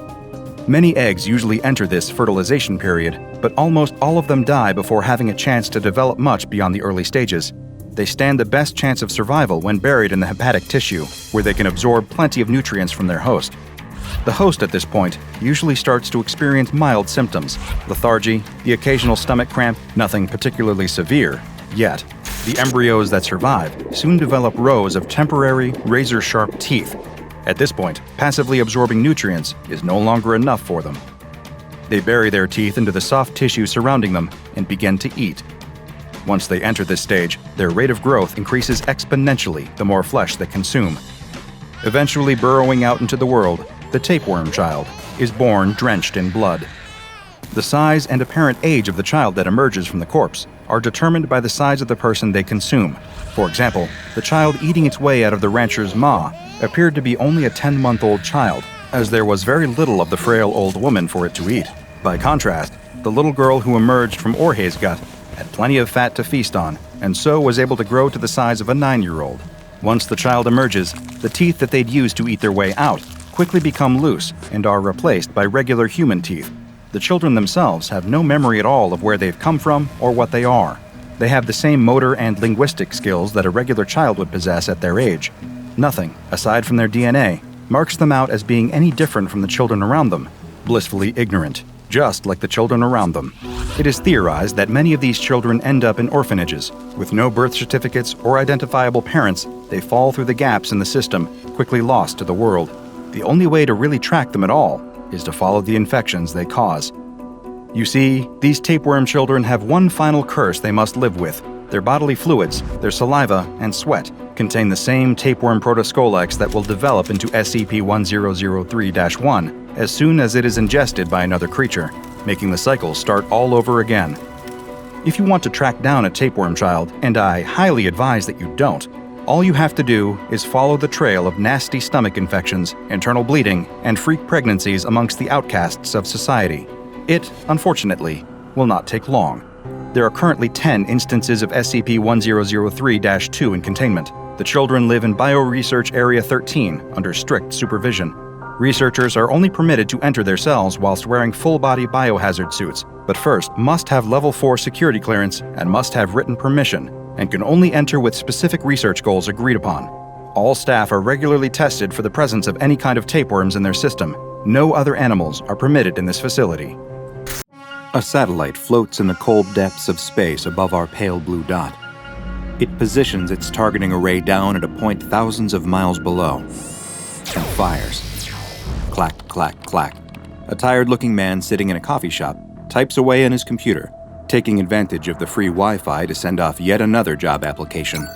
Nearby, a barista is writing down orders while a businessman takes a call between quiet sips of his mocha. A teenage girl texts her friend, giggling occasionally. An old man chews his bagel just a little too loudly for comfort. Nothing appears all that out of the ordinary. Until the blast hits. Intensity level 25. The job seeker notices a faint whisper in his ear. It startles him, and he turns to look around the coffee shop, but he can't spot who was whispering to him. How odd. He turns back to his keyboard and carries on typing, but a strange feeling hangs over him. This pervasive sense that something is very wrong. His eyes turn to the businessman, and he notices something. His phone is gone, but he's still loudly talking to someone who isn't there. The barista is smiling as she seems to note down orders, but in her notebook, she's scrawling the words, "getting closer," again and again and again, and she doesn't have any idea why. The teenage girl, with shifty, furtive eyes, texts her friend a message saying, "This is gonna sound crazy, but I feel like someone's watching me." As the job seeker tries in vain to fight the feelings of unease, he keeps hearing the old man chewing, loud, incessant, cow-like chewing. It's really beginning to get on his nerves. Suddenly, the thought crosses his mind that he'd actually like to kill this man. He'd like to squeeze his throat and break his jaw so that he could never chew like that again. The sudden appearance of this alien thought frightens him, and it's about to get so much worse. Intensity level 35. The job seeker starts to wonder if there's any point to this. He suspected that he'd been fired from his last job because nobody liked him. Did he really think he had a chance at getting this one? Really? What a stupid pipe dream. He's bombarded by thoughts like these that make typing more and more difficult. He notices that his hands are shaking. The chewing behind him is still so loud. He can't turn around. He knows on some level that if he does, he'll say something to the old man that he can't take back. The barista stares off into the distance, a haunted, contemplative look in her eye. The businessman gazes into his mocha like a crystal ball. The teenage girl begins to weep. The job seeker looks up when he notices something strange is happening outside. A middle-aged woman walking her dog suddenly clutches her chest like she's having a heart attack. She bends over and breathes deeply. Her dog barks at nothing, enraged by some invisible force that's all around them. Intensity level 50. Something's wrong. The voice in the job seeker's head is no longer a whisper. It's hissing and barking cruel words at him like useless, worthless, lazy, disgusting. Each one boring into his head like a power drill. But far more frightening than the voices themselves is the fact that he believes every single thing they're saying. He's lulled into a trance by their venomous rhythm. The only thing louder is that unending chewing. The waitress calmly walks back to the counter. She picks up a jug of blistering hot coffee and begins to swig directly from it. She can feel it sizzling in her mouth, and she couldn't care less. The businessman begins an intense screaming match with somebody who isn't there, snarling and practically foaming at the mouth. The job seeker can't take that chewing anymore. He turns to the old man, ready to unload on him, but when he opens his mouth to speak, nothing comes out. He sees that the bagel is gone, but the old man is still chewing. He smiles at him, red liquid streaking his lips and teeth. The job seeker looks down at the table and sees the outline of a fingerless hand under the old man's blood-soaked napkin. Intensity level 75. Inside the coffee shop, pandemonium breaks loose. The old man lies catatonic in his booth. The businessman fights a nearby wall, knuckles and toe bones cracking against the bricks. The waitress has the teenage girl in a headlock as the girl shrieks in agony and stabs at her assailant's leg with a table fork. The job seeker looks out the window at the violence suddenly unfolding on the street. Complete strangers are attacking each other with murderous intent, biting, gouging, punching, clawing, tearing, strangling. It all looks like fun. He picks up his laptop and tosses it through the coffee shop window, shattering the glass, as if he was ever going to get that stupid job anyway. He steps through the broken window, a new man, and picks up a large, jagged shard of broken glass, ready to join in on the festivities. Intensity level Keter. Thousands of people are changed. They do unimaginable things to each other and themselves. There is chaos in homes and out on the streets as everything collapses in a wave of terrible, unspeakable violence. Nothing will ever be the same. Thankfully, the horrors that you just observed were only part of a simulation, one created by the SCP Foundation, and intended to demonstrate the worst-case scenarios of various anomalies on their roster. These events have not yet come to pass, but they very easily could if there was even a minor accident with the rogue anomalous satellite known as SCP-923.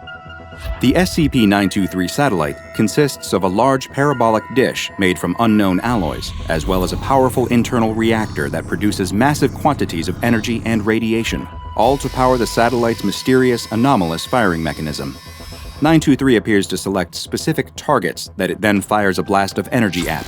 Those in the proximity of the target when the beam hits are also affected, with the severity of the damage contingent on the intensity of the blast.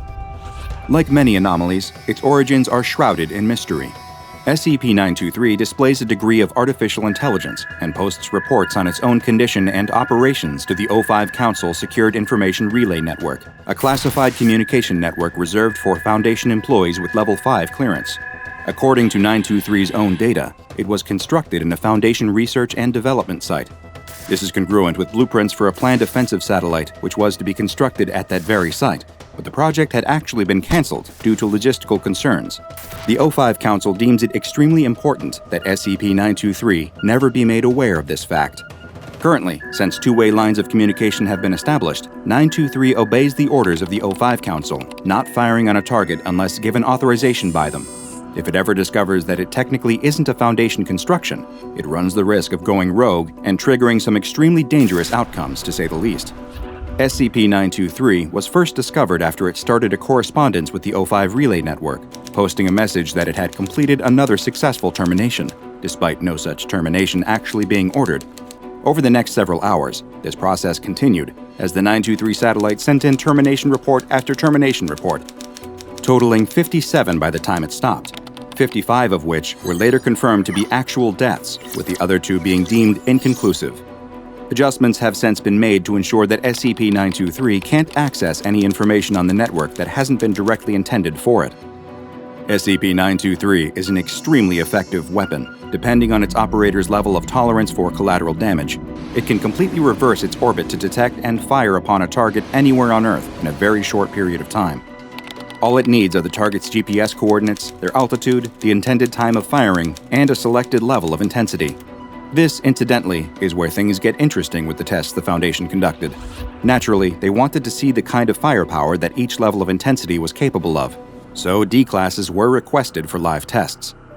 The first test performed was at intensity level 10.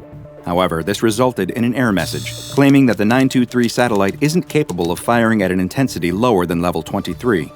In accordance with this new information, the Foundation planned the next test at intensity level 25. This time, the effects immediately took hold.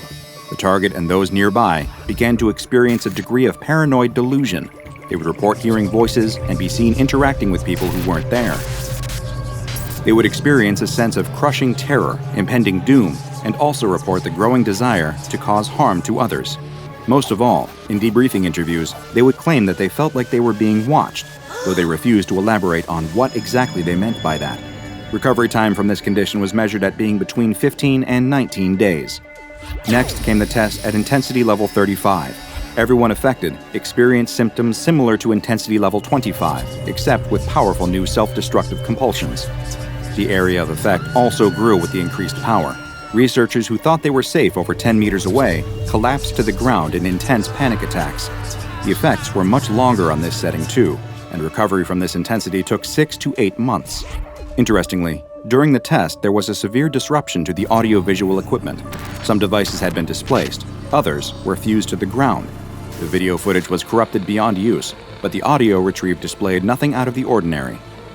However, when survivors of the test were asked to listen to the recorded audio, they claimed to once again hear the voices that were in their head that day and experience the terrible feelings and compulsions start up again. One of the researchers appended a note to the file which read, "It looks like this thing actually has a blast effect to it and is not just a laser of madness." The audio and video feed disruptions are particularly interesting. From now on, researchers are to observe remotely, and D-class personnel are to be secured so they can't harm themselves. We need them alive for study. Next, the intensity was brought up to level 50, and the test was conducted once again. The results were once again similar to the previous one, but with far greater intensity and more pronounced physical effects on its victims. D-classes who were completely restrained still exhibited cuts and tears in their skin, and audio-visual recording equipment was displaced to an even greater degree than before. Victims of this intensity have not yet recovered, and Foundation researchers are not confident that they ever will. But the effects went further than just the people present. It appears that the area itself was subject to long-lasting effects. Staff who recovered the D-classes from the testing area reported an extreme sense of unease, claiming that the testing area simply felt wrong, but were unable to elaborate further.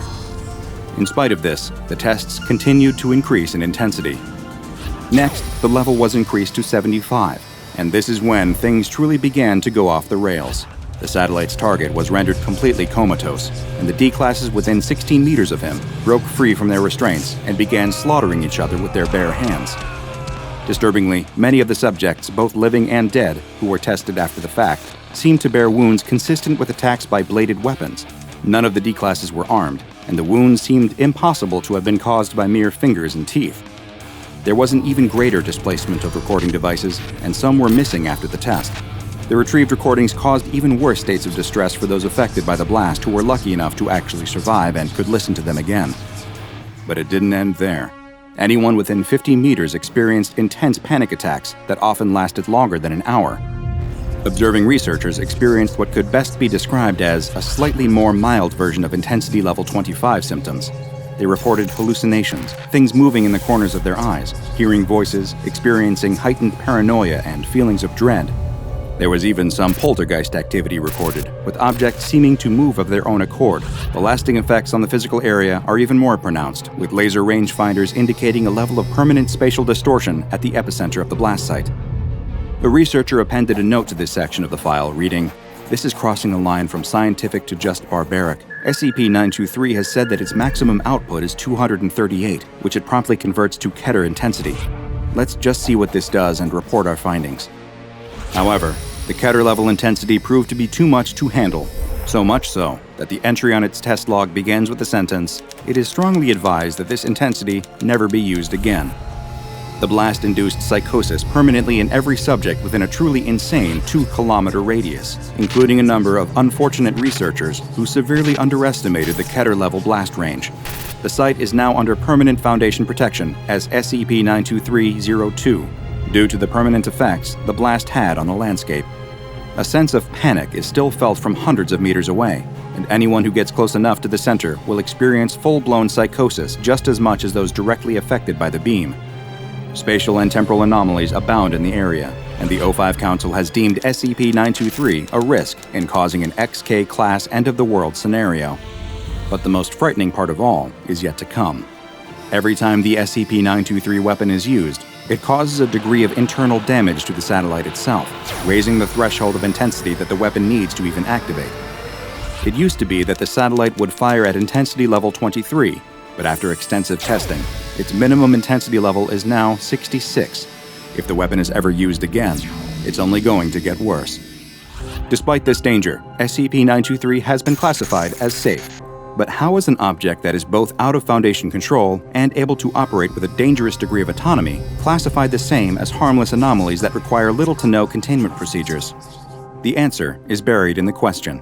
The SCP Foundation cannot contain SCP-923, but seeing as there are currently over 7,500 active satellites orbiting planet Earth, 923 doesn't arouse much suspicion, especially with the Foundation cover story that it's merely a non-anomalous military satellite. The only continued containment effort required is making sure that other satellites do not enter its path of orbit to ensure that 923's advanced defense systems don't activate and destroy the interfering satellite, revealing its anomalous nature. It's a quiet day in a small American town. It's warm, with a slight breeze. A calm, simple Sunday, just like so many others.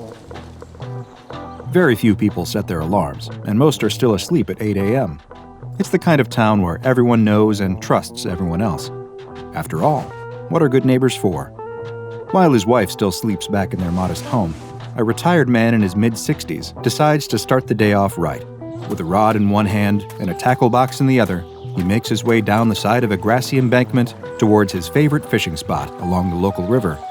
He's even got a pair of neatly cut sandwiches in an old-fashioned metal lunch pail, the picture of small-town bliss. But something he sees stops him in his tracks. Something large, floating in the water. He freezes. He wants to write it off as driftwood or some trash that someone has thrown into the river, but in his heart of hearts, he knows better than that. What's floating in the water is a human corpse. Not long after, the local sheriff's department is on the scene, dredging the body out of the water. It's about as small and underfunded as you can expect for a group of police officers from a place where nothing ever seems to happen. There hadn't been a murder in this quaint little burg in years. When they turn over the body, it isn't hard to make a positive ID. The pallid, water-bloated face of a well-known local man stares up at them with blank, dead eyes. Some in attendance gasp at the sight of it. It had been years since the last murder in town, but when that last murder had occurred, the prime suspect had been this very same man. 10 years prior, he had been a successful local mechanic, but that all changed when his wife turned up dead in a field, her face caved in by some kind of heavy bludgeoning instrument. It was a brutal crime, the most horrific the town had ever seen. Reporters traveled in from all over the state to cover it, and that's when the web of secrets tied around this one tragic incident began to truly unravel. It was an open secret in town that the man and his wife weren't exactly on the fondest of terms. He was known for having affairs with women half his age. Rumor had it that his wife was tired of being betrayed and humiliated by her good-for-nothing, philandering husband, and was finally going to break it off. With the knowledge of his infidelity being so public, she'd take him for all he was worth in divorce court. And it wasn't long after these rumors began that she turned up dead. Soon, fingers were pointed, most of them, naturally, in the man's direction. He lawyered up and denied every charge, but in the court of public opinion, he'd already been convicted. That, however, was the only court he'd ever be convicted in. Despite the wealth of circumstantial evidence, there wasn't enough to convict him of his wife's killing. He was acquitted of all charges and went free, despite his reputation in town taking a severe dive. In the next few years, he'd marry one of his very young mistresses, and the news story would fade away back into the darkness of small-town rumors and hearsay. The murder of his wife would remain forever unsolved. With all the context in mind, the fishermen, a few locals, and a handful of police officers stare down at the dead face of the man, his soaked body sprawled out on the riverbank. A police deputy uses a gloved hand to tilt his head upward slightly, revealing the long, deep wound in his throat, carved so deep it cuts to bone. His throat had been slashed, and whoever had done it had been extremely thorough. The identity of the victim had been confirmed, as had the method of murder. Only one question remained. Who murdered him? Hours later, across town, a man wakes up alone in bed after a long, refreshing sleep. His young wife of 5 years went downstairs a few hours before to do some chores and cook breakfast, leaving him to his rest. He rubs the sleep from his eyes and yawns. It's a sunny day outside. How wonderful. And he can smell breakfast cooking downstairs. He smiles, gets up, dresses, and makes his way down the stairs at a leisurely pace. He can hear his wife humming in the kitchen. As he passes the threshold, he calls her name, and she freezes up. Her body shakes slightly. Is that fear? He doesn't understand. He steps closer. Suddenly, she turns and screams at him, like he's an intruder wearing a ski mask and holding out a knife. He tells her that it's just him, that everything is fine. He begs her to explain what's going on. Instead, she asks what he's doing in her house and threatens to call the police. He has no idea what's going on. He takes another step forward, and she reacts severely. His young wife grabs the handle of her frying pan and swings it, hitting him as sausages and hot oil fly through the air. He shrieks in a mix of pain, shock, and pure terror before running out of the room. What is happening? Has his wife lost her mind? He needs to get help immediately. He rushes out of his house, but when he reaches the street outside, he finds no safety or comfort, only confused, judgmental stares from his supposed neighbors. They all turn to look at him with the exact same expression as his wife, a look that says, "Who are you?" As he continues to run, calling for help and fighting back the pain of his oil-scalded skin, he just gets more of those same stares from everyone he encounters. They look at him like he's some kind of raving madman, not someone who'd just been the victim of a random and brutal domestic assault. And yet, back at his home, his wife is already calling the local police to tell them about the stranger who'd just broken into her house and tried to attack her. The sheriff's department deputy on the other end of the line can't believe what he's hearing. A man turns up dead in the local river, and before they can even give his wife the news, she's calling to report that a stranger had tried to attack her in her own home. Could it be any more obvious that this stranger was the one behind her husband's murder? Given that everyone knows everyone in a town like this, it stands to reason that her husband's killer and his wife's home invader must have come from out of town, perhaps a drifter or someone her husband had owed money to. Given the kind of person he was, it was no surprise that he'd burned some kind of bridge badly enough that someone out there would want him dead and act on that desire. Case closed. All that was left to do now was catch this violent madman and bring him to justice before he could hurt anyone else. What kind of justice would they give him exactly? Well, they could decide on the particulars later. As the man continues his frantic run across town, searching in vain for somebody, anybody to come to his aid, rumors begin to spread through town. After all, in a place where everyone knows everyone, people have a tendency to talk. It doesn't take long for half of the town to hear about the local man who'd been found dead in the river with his throat slashed open, that the same maniac that killed him had made an attempt on his young wife's life, and she just barely managed to fight him off, that the murderer had come in from out of town, and that now he was running through the streets, babbling like a psychopath. It doesn't take long for a consensus to form. It's clear that, if left to his own devices, this outsider will only hurt more people. Who will it be next? It could be any of them. The townsfolk feel afraid, upset, unsafe, but most of all, they feel paranoid. The shadow of the maniac seems to be lurking around every corner. If they want to keep themselves safe and avenge the death of the poor man in the river, they'll need to take justice into their own hands, or this intruder could completely upend their town's quiet life. It's the only way. They unlock their gun safes and arm themselves with shotguns, handguns, and rifles. Those without guns grab bats, hammers, and knives. Some grab shovels and pitchforks from their tool sheds. This loose maniac may be dangerous, but they have numbers on their side. Together, they'll find him and give him what he deserves. The man is still running through the streets, in pain, wondering where everyone has gone. His life is falling apart around him, and he doesn't even know why. Is this all a nightmare? Is he going insane? Before long, he can hear footsteps. People are approaching in groups, yelling, chanting. He sees a crowd turn a nearby corner and stare. Guns, knives, literal pitchforks and torches. Wide, bulging eyes and boring teeth. Someone points at him and barks, "There he is! Get him!" That's when he realizes that, for some reason, these maniacs have it in for him too. He turns tail and begins to run. He hasn't gone insane. Everyone else has. He can hear the thundering of their many footsteps chasing him. He ducks and screams as gunshots ring out, whizzing past him. Some even throw rocks. All these people. This isn't fear. This is pure, undiluted rage. They want to kill him in the street in broad daylight. He hears some of them screaming, "Murderer! Murderer will get you!" In his terrified mind, he wonders, is this what this is all about? His first wife? He'd been acquitted. It was so many years ago. Why would they all turn on him? Why now? Relief swells and washes over him when he sees a police cruiser making its way towards him from the other end of the street. They'd save him from these bloodthirsty maniacs. The car comes to a stop, and a pair of familiar police officers step out. They seem oddly calm given the situation. The man approaches, trying to plead with him through a throat racked by pain, exhaustion, and terror. The mob is hot on his heels now. He needs help. He desperately needs help. But as he tries to form the words, he gets a hard lesson in the fact that these police officers are the wrong people to come to for that. The one closest to him slides the baton out of his belt and strikes the man across the face. His face feels a sudden explosion of pain as his cheekbone shatters. Before he can even register what's going on, the other officer strikes the back of his leg with his baton, and he crumbles to the ground. The two of them begin beating him relentlessly while he begs for mercy through broken teeth, and it's not long until the rest of the mob catches up and surrounds him. With a final strike to the face, everything goes black. When he opens his eyes, it's nighttime, and he can feel something constricting his wrists and neck. Heavy ropes cut into his skin. His hands are bound, and there's a noose around his neck, the other end tied to a branch of a tree above him. His feet teeter precariously on a stool below. The rope has no slack. He's surrounded by the townspeople, all armed and staring hatefully at him.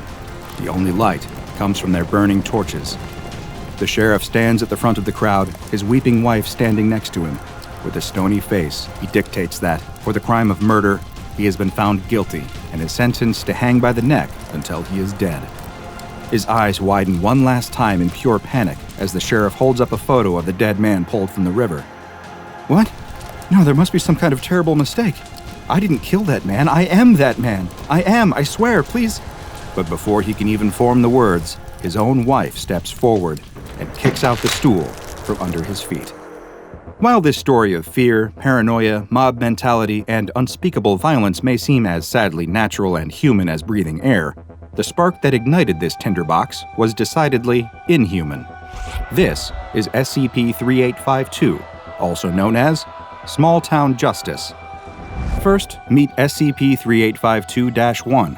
No matter what your gut feeling may be, I assure you that you do not recognize him. He's an unidentified male corpse, and also an intrinsic factor in the SCP-3852 phenomenon. There are many SCP-3852-1 instances, and all of them are physically and biologically identical. And if ever you encounter one of them, unless the SCP Foundation can intervene in time, something terrible will happen.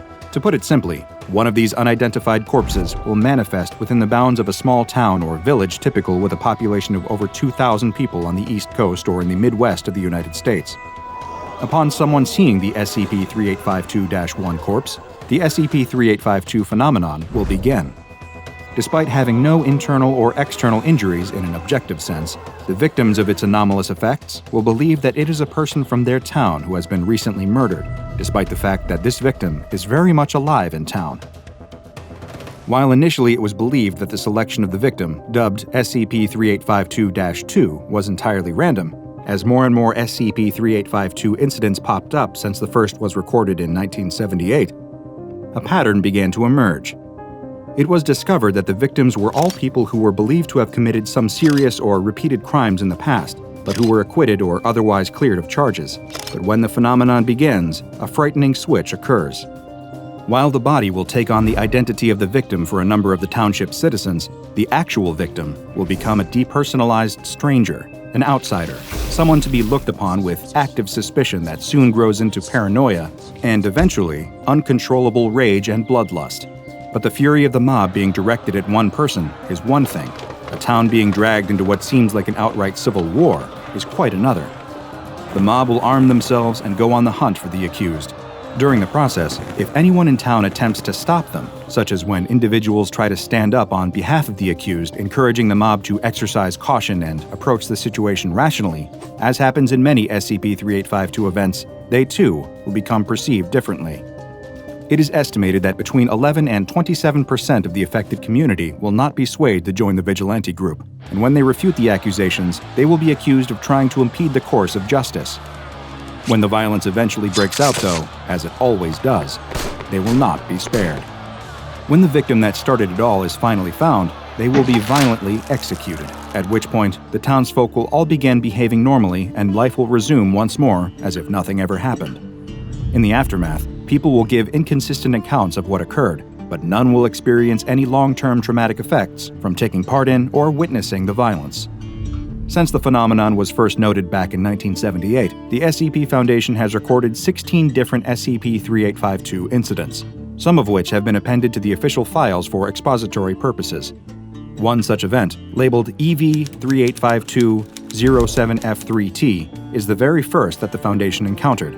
During this 3852 event, which occurred in a small town in Indiana, 368 people were brought under the thrall of the anomaly's effects when the SCP-3852-1 body was encountered in the town square just after sunrise and was identified as belonging to a 28-year-old local unemployed man named Glenn. It didn't take long for the citizens to turn on the still-living Glenn, causing the poor young man to try and flee from the hundreds of people baying for his blood. He was eventually overtaken by the townsfolk while trying to cross a river and escape from the town. He was pulled from the river and beaten viciously. He was then dragged back into the town square and hanged for his perceived crime of murdering himself. The SCP Foundation managed to recover the anomalous SCP-3852-1 corpse before questioning the remaining townsfolk and administering amnestics. An even worse event occurred 18 years later in Ohio, recorded as EV-3852-15C1K. This time, 572 people were affected by SCP-3852 when the body of a controversial local man named Hector was discovered in a nearby schoolyard. Hector was a former factory worker until he was involved in a drunk driving incident which resulted in another driver dying and left Hector paralyzed from the waist down. When the body was found, suspicion, of course, immediately fell upon the real Hector for the crime. When roughly 23% of the community objected to these accusations, they also became targets of the violent mob intent on taking Hector's life out of their twisted sense of justice. When later interviewing one of the mob's ringleaders, a 52-year-old named Matthew Escott, the Foundation discovered that neither him nor any of the other mob members noticed the strange coincidence that Hector's killer was also a paraplegic man of about the same size and build as Hector. As predicted, nobody involved seemed to carry any guilt or even full awareness of what they'd carried out in pursuit of justice. Hector and those who were attempting to defend him were chased into an abandoned barn on the edge of town for a final standoff. The mob dragged out Hector and his defenders and brutally murdered them all. MTF Epsilon 6, also known as the Village Idiots, a group specializing in small-town anomalies, was called in to retrieve the SCP-3852-1 body and clean up the mess in the aftermath. Incidentally, a video of the carnage was somehow leaked onto the video-sharing website YouTube some years later, causing a containment fiasco for the Foundation. The investigation into the cameraman who filmed and presumably uploaded the video is ongoing, and any information you may have into their identity should be reported to the nearest Foundation agent so that they can be properly debriefed. SCP-3852 is an incredibly insidious anomaly, because even in the most desirable scenario possible, at least one person is doomed to die. In order for the town to be pacified and released from the anomalous effects of SCP-3852, the victim designated SCP-3852-2 must be neutralized. There simply appears to be no other way. When the Village Idiots are dispatched to a town in the thrall of SCP-3852, they are under strict instructions to execute the SCP-3852-2 individual as quickly as possible and distribute amnestics in order to avoid any additional or unnecessary bloodshed before collecting the SCP-3852-1 body and bringing it back for containment with the others at a secure Foundation site. Naturally, the SCP Foundation remains on the lookout for strange, hostile activity arising in small towns, for fear that it could be another SCP-3852 incident unfolding. There is no way of predicting where the anomaly will strike next, given that anywhere with a population over 2,000 on the East Coast or in the Midwest is vulnerable to its influence. As such, it has been given the Keter class to reflect the challenges it poses to reliable containment. The fact that SCP-3852 seems to attack people with some prior history of accused crime does nothing to narrow down this roster either. After all, every small town, no matter how idyllic, holds dark secrets. SCP-3852 just provides a way to bring those secrets into the light. A knife in the dark, bloody teeth, and an appetite about to bring an end to one of history's most infamous monsters. The year is 1888, and the streets of London are teeming with tension and fear. In the daytime, people struggle to find work, fighting each other tooth and nail for scraps of opportunity.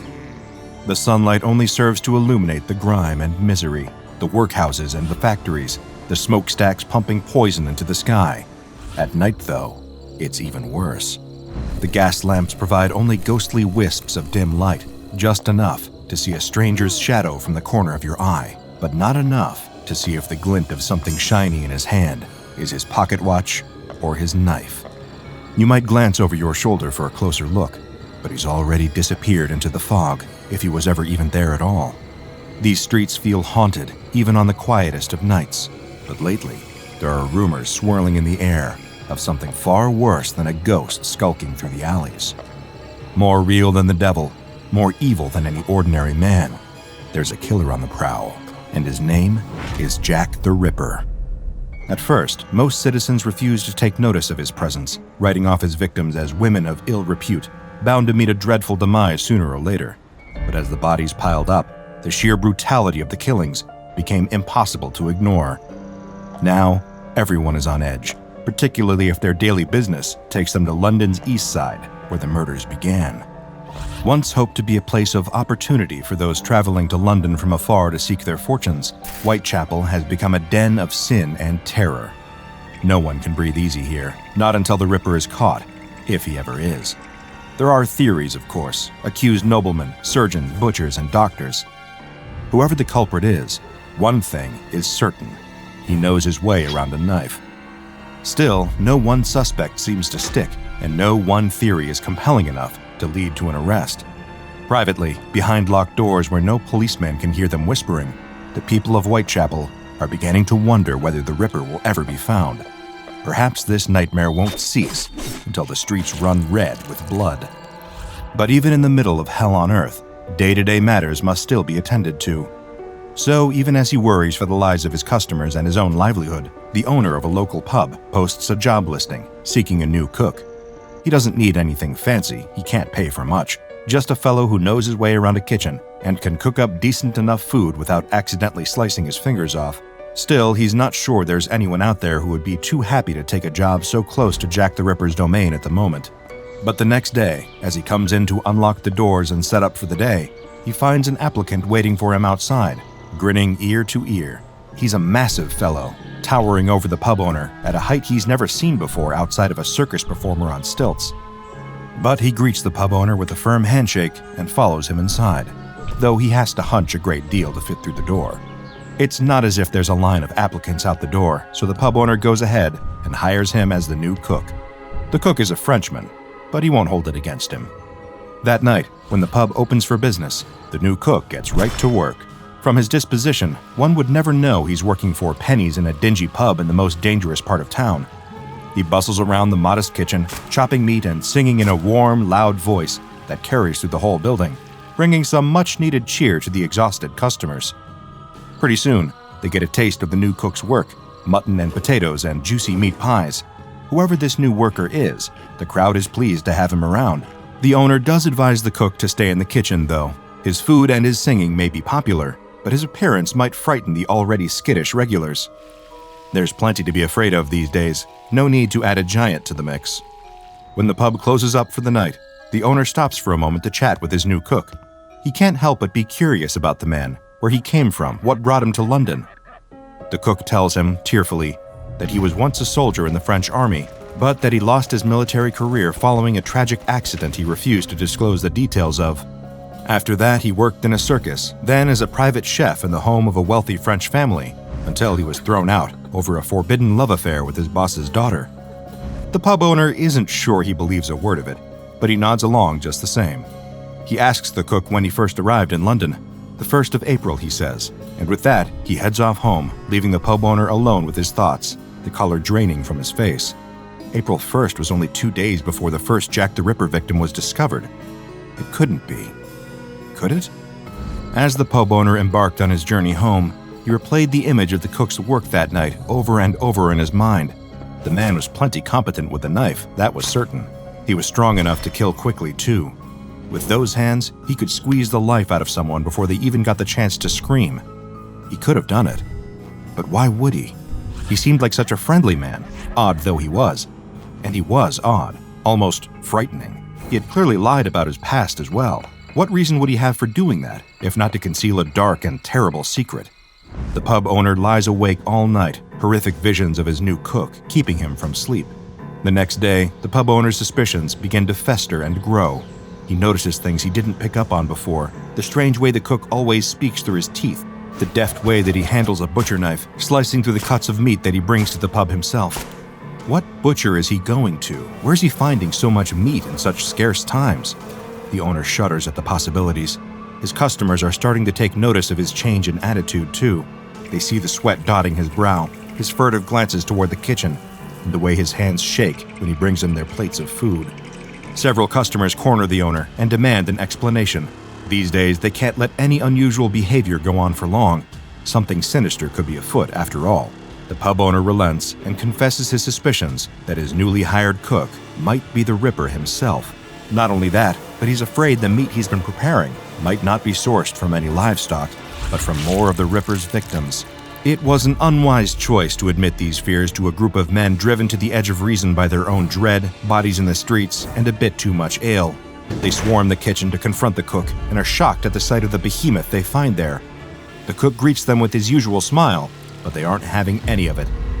They attack him in spite of his intimidating size, pummeling him with their fists.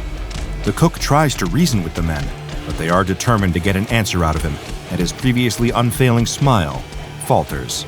He opens his mouth wide and, in a truly shocking display, gobbles up one of the men in 2 quick bites. He spits out a shoe and it flies across the room, hitting another one of the men in the face. There's silence for a long moment, and then sheer pandemonium. The surviving men tear out of the pub, spilling into the streets in a drunken, panic-stricken mob. Wiping his mouth, the cook turns to see his boss, staring at him with wide eyes, frozen to the spot in fear. With a polite bow, the cook gives his resignation, apologizes for the disruption, and turns to see himself out. Meanwhile, the pub patrons are cornering a policeman, demanding he follows them to the location of a giant, man-eating monster who they believe to be the Ripper. The policeman laughs in their faces and advises them to head home and sleep off their drinks before they get themselves into any more trouble. With a full belly, but without a job, and without anywhere else to go, the cook ducks out the door to the pub and begins to stroll slowly down the dark, dingy streets. Up ahead, he sees a woman walking alone. She drops something on the ground, a small coin purse. She doesn't notice it fall and keeps walking. But the cook is very much a gentleman, in spite of his cannibalistic indiscretion before. He hurries over and bends to pick it up. When he looks back at the woman, he sees a man creeping up behind her. The shadowy man draws a knife and lifts his arm, preparing to strike. The cook cries out to warn the woman, and she turns, letting out a blood-curdling scream at the sight of both the would-be killer and the giant with blood still dripping from his chin. She picks up her skirts and runs as fast as she can, disappearing down a nearby alley and out of sight. The cook still holds her coin purse in his massive hand.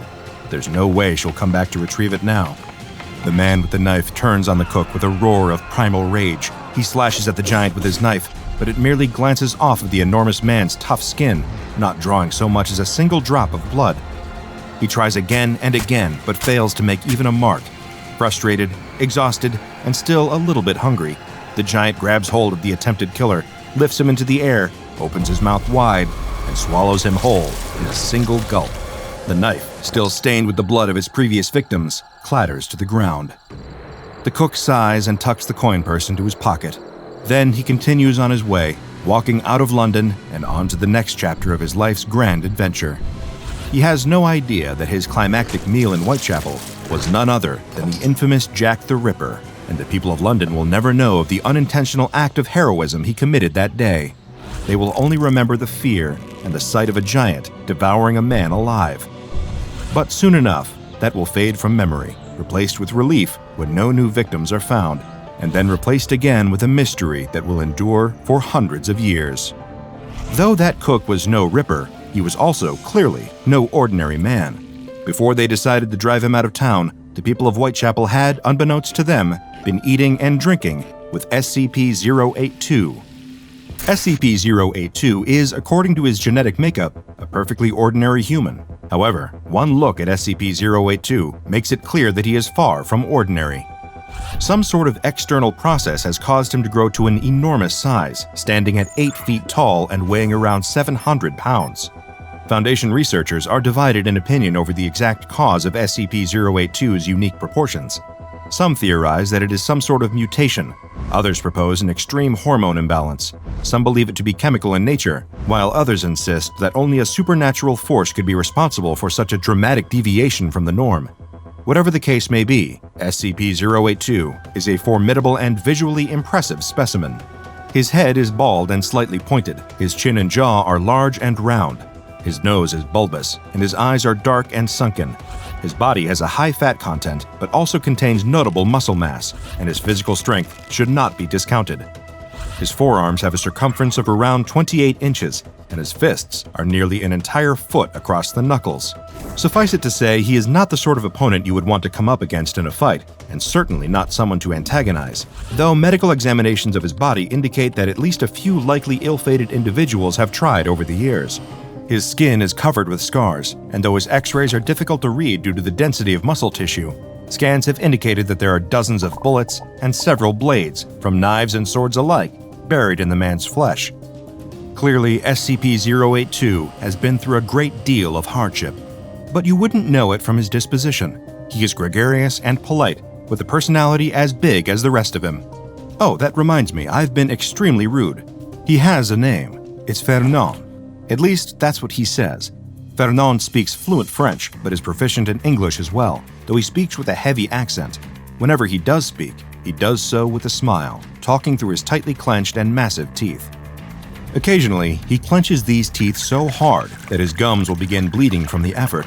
The reason for this is unknown, but the SCP Foundation considers it normal behavior for Fernand, whatever that means. I have my own personal theory regarding Fernand's penchant for clenching his teeth, but I won't get into that just yet. Fernand does occasionally open his mouth all the way and separate his teeth, but only when he is eating or singing. He is quite the musical talent, serenading the SCP Foundation with his takes on well-known classical music, as well as long-forgotten drinking songs and the occasional sea shanty. He loves to sing while cooking, which he is permitted to do under strict Foundation supervision. He is allowed access to a rudimentary set of cooking implements whenever he prepares his food, including a butcher knife that he also uses to shave his unusually thick facial hair. He is given various ingredients to prepare on request, with the stipulation that these ingredients must not be too expensive or human in origin. In spite of his off-putting appearance and tendency to speak through his teeth, Fernand is easily one of the more likable anomalies contained by the Foundation. He doesn't express overt hostility like SCP-682, nor does he attempt to diagnose staff with any sort of pestilence like SCP-049. All he seemingly wants to do is cook, sing, and play dress-up. Did I mention his costume trunk yet? Well, he has one. Some of his favorite outfits include a tuxedo, complete with top hat and a monocle, a military uniform serves of the French Revolution, a ball gown that comes with an elegant fan and matching beaded purse, and a clown costume that includes a wig and a trick water-squirting flower in its pocket. New costume pieces are made on request in order to keep Fernand's morale high. According to my findings, in-house costumers are currently hard at work making Fernand a detective costume, a chef's hat, and a set of footy pajamas. Fernand is an indisputable charmer, greeting Foundation researchers with a wide smile, a joke, and more often than not, an invitation to join him for dinner. Unfortunately, those same staff members occasionally find themselves on the menu. In spite of all his endearing qualities, Fernand has the unfortunate habit of routinely snapping, giving into his voracious appetite, and eating his visitors alive. He doesn't intend to do so, and frequently expresses regret at his poor manners. After all, having company for dinner doesn't mean you eat your company, but still he can't help himself, no matter how recent his latest meal was. Though I have yet to confirm this hypothesis, I believe this cannibalistic impulse to devour others may be the reason for Fernand's constant clenching of his teeth. Whether consciously or not, I think he is attempting to hold off on attacking for as long as he can, before he inevitably succumbs to the hunger once more. When his gums bleed, it could be a sign that one of his attacks is drawing near. Again, I have yet to confirm this, but it seems entirely possible. It's unlikely that Fernand will ever be able to verify this for himself, as his connection to the truth is tenuous at best. Though he is highly intelligent in terms of his memory, puzzle-solving skills, and grasp of language, Fernand struggles to differentiate between fact and fiction when consuming media. He assumes that any movie or television show he watches is depicting a real person, and that any book he reads is essentially a biography. This doesn't limit his enjoyment of this media. On the contrary, he gets a great deal of joy from watching films and reading books, particularly works of fiction revolving around Hannibal Lecter, who Fernand has described as his favorite person, and someone he would very much like to meet one day.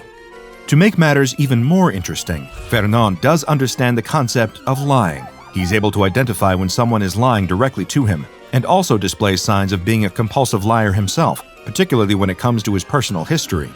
Over the course of his containment, he is claimed to be a vampire, a homunculus, beloved Sesame Street character Big Bird, also beloved actor and wrestler Andre the Giant, Napoleon Bonaparte, French comic book character Obélix, the Foundation's own Dr. Bright, the Incredible Hulk, Alexander the Great, Captain Hook, and Detective Sherlock Holmes. He has also claimed at different times and once on the same day to be both Dr. Frankenstein and Frankenstein's monster. When called out directly on these lies, Fernand offers only this explanation: "But I only lie when it's through my teeth," which I have to admit is pretty funny.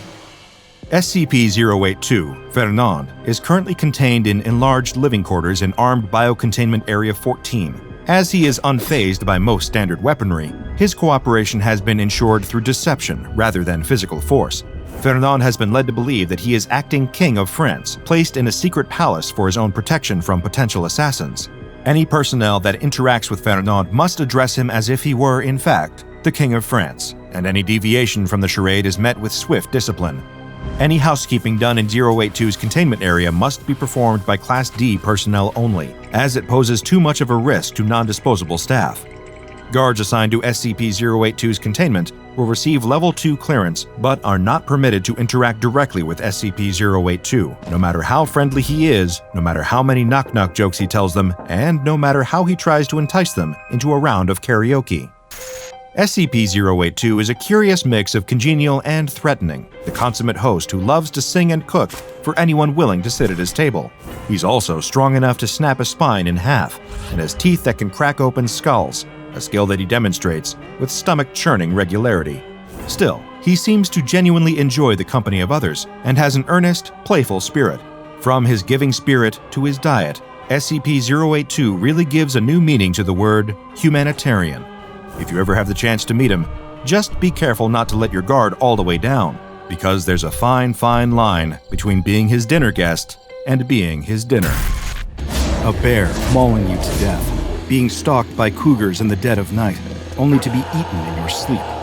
Wandering off the path and getting lost for days, the elements slowly withering you away to nothingness. There are plenty of ways you can die in the wilderness, but few would expect death to come as a result of a simple bodily function with a decidedly anomalous twist. Springtime in the Sierra Nevada is undeniably beautiful. The unpredictable storms of winter are a thing of the past, but the oppressive heat of summer hasn't yet crept in. The highest peaks of the mountains are still spotted with snow, but in the foothills, the wildflowers sprout from the earth, blooming in a tapestry of yellow, pink, purple, and orange. Crystal clear waterfalls roar down the rocky mountainsides, water set free from its slumber by the melting ice as the world wakes up from a long hibernation. The summer vacation crowds haven't yet flooded the hiking trails and ski slopes, but a few groups of early adventurers can be spotted hiking through the mountains, taking in the sights and breathing in the fresh, fragrant air. Among these springtime visitors are a pair of young men, one with blonde hair and one with dark hair, each wearing a small backpack and carrying a canteen of water, not a scuff to be seen on their brand new hiking boots. These two young men are on their senior spring break from college, gleefully taking the hiking trip they have been talking about since they were paired up as roommates their freshman year. Neither of these young men is especially experienced in hiking, but they have both spent dozens of hours in the library reading up on wilderness survival, on the best ways to pitch a tent and start a fire with nothing more than a stick and 2 rocks. The lighter-haired of the two especially prides himself on his knowledge of foraging for edible wild plants, a skill he is excited to put to the test on this trip.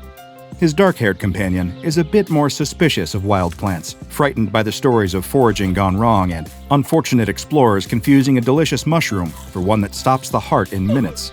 He has filled his bag with provisions, with granola and jerky, dried fruits, and cans of beans that he hopes his friend will share with him, rather than risking his safety by gambling on a wild root or berry.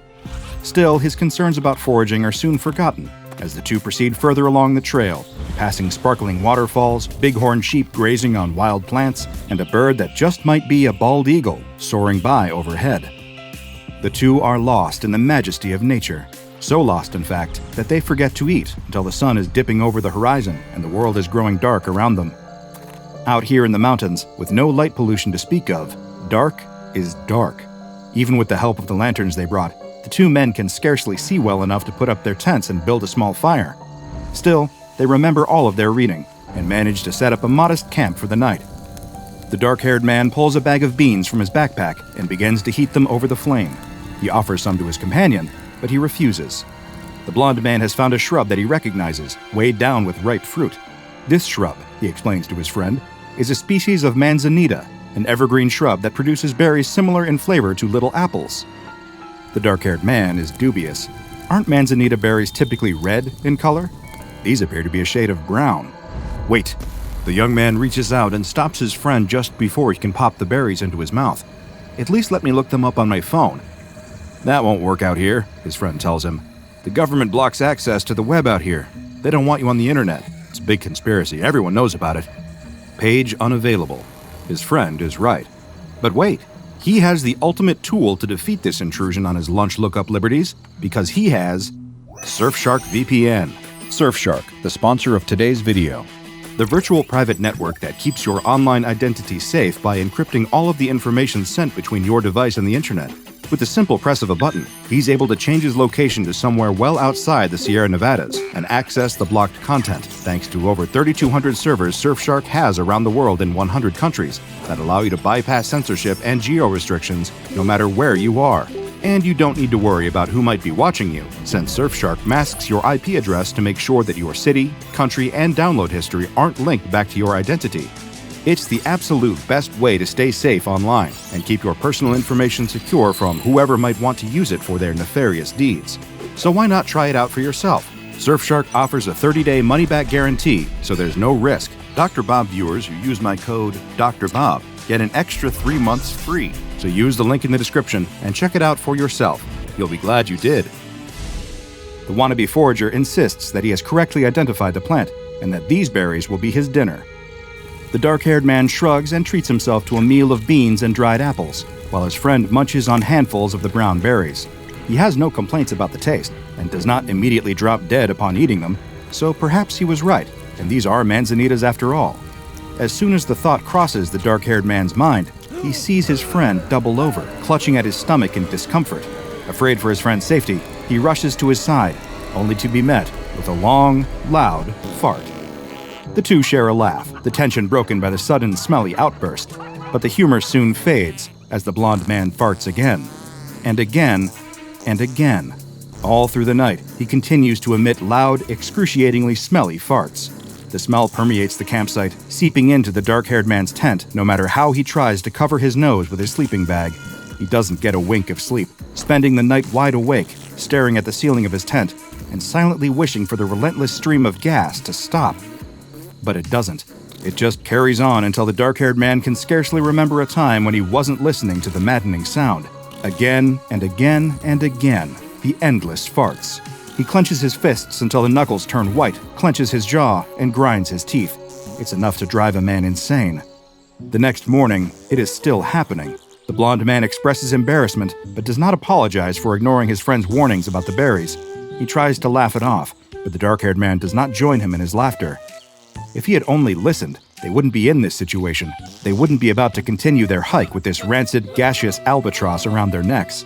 As they pack up camp, the dark-haired man glances down at the tent pole in his hand. One good swing, and he could put a stop to the madness. No, that's ridiculous.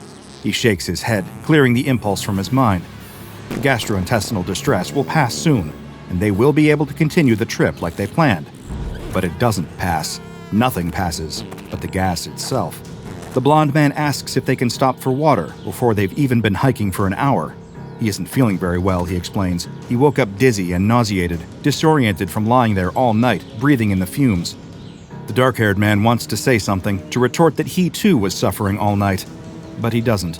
He just lets his friend stop to drink some water, and they proceed with the hike. Gone is the magic of the previous day, the time before the cursed berries. The men can no longer smell the wildflowers, the crisp mountain air.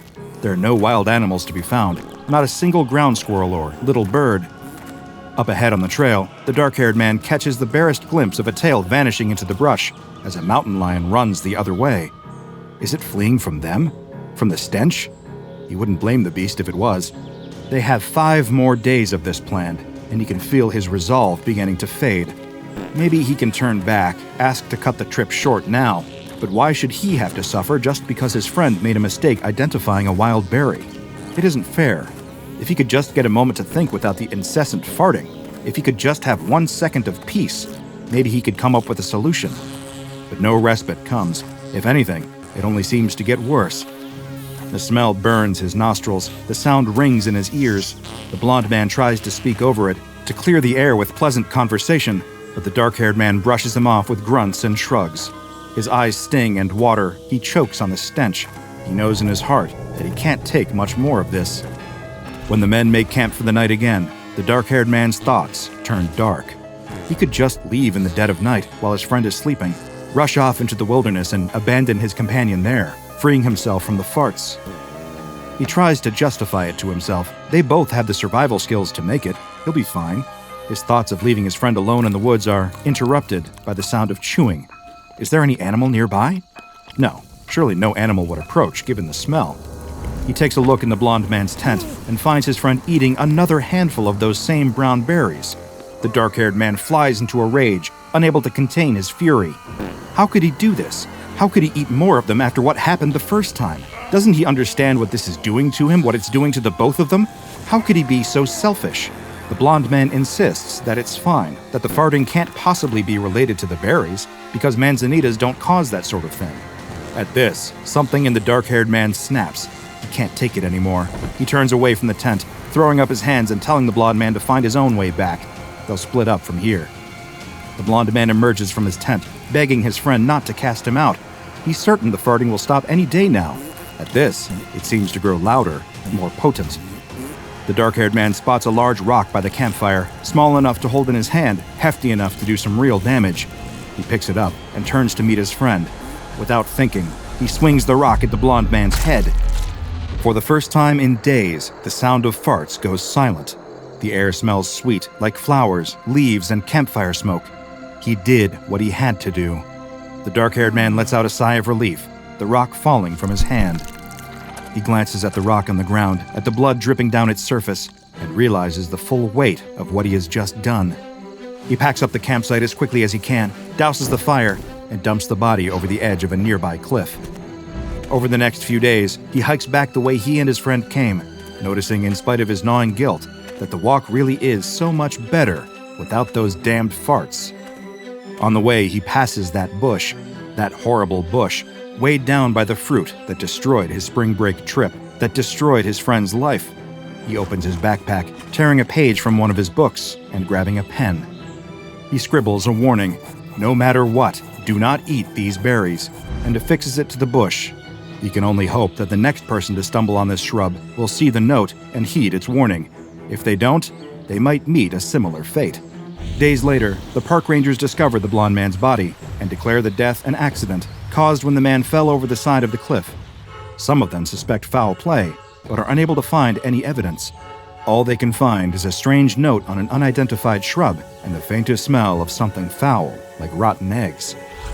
The two doomed hikers had no way of knowing this, but the fruit they foraged was not from the Manzanita family. It was from a plant known as SCP-4032. SCP-4032 is a wide, deciduous shrub characterized by a rounded crown and wider base.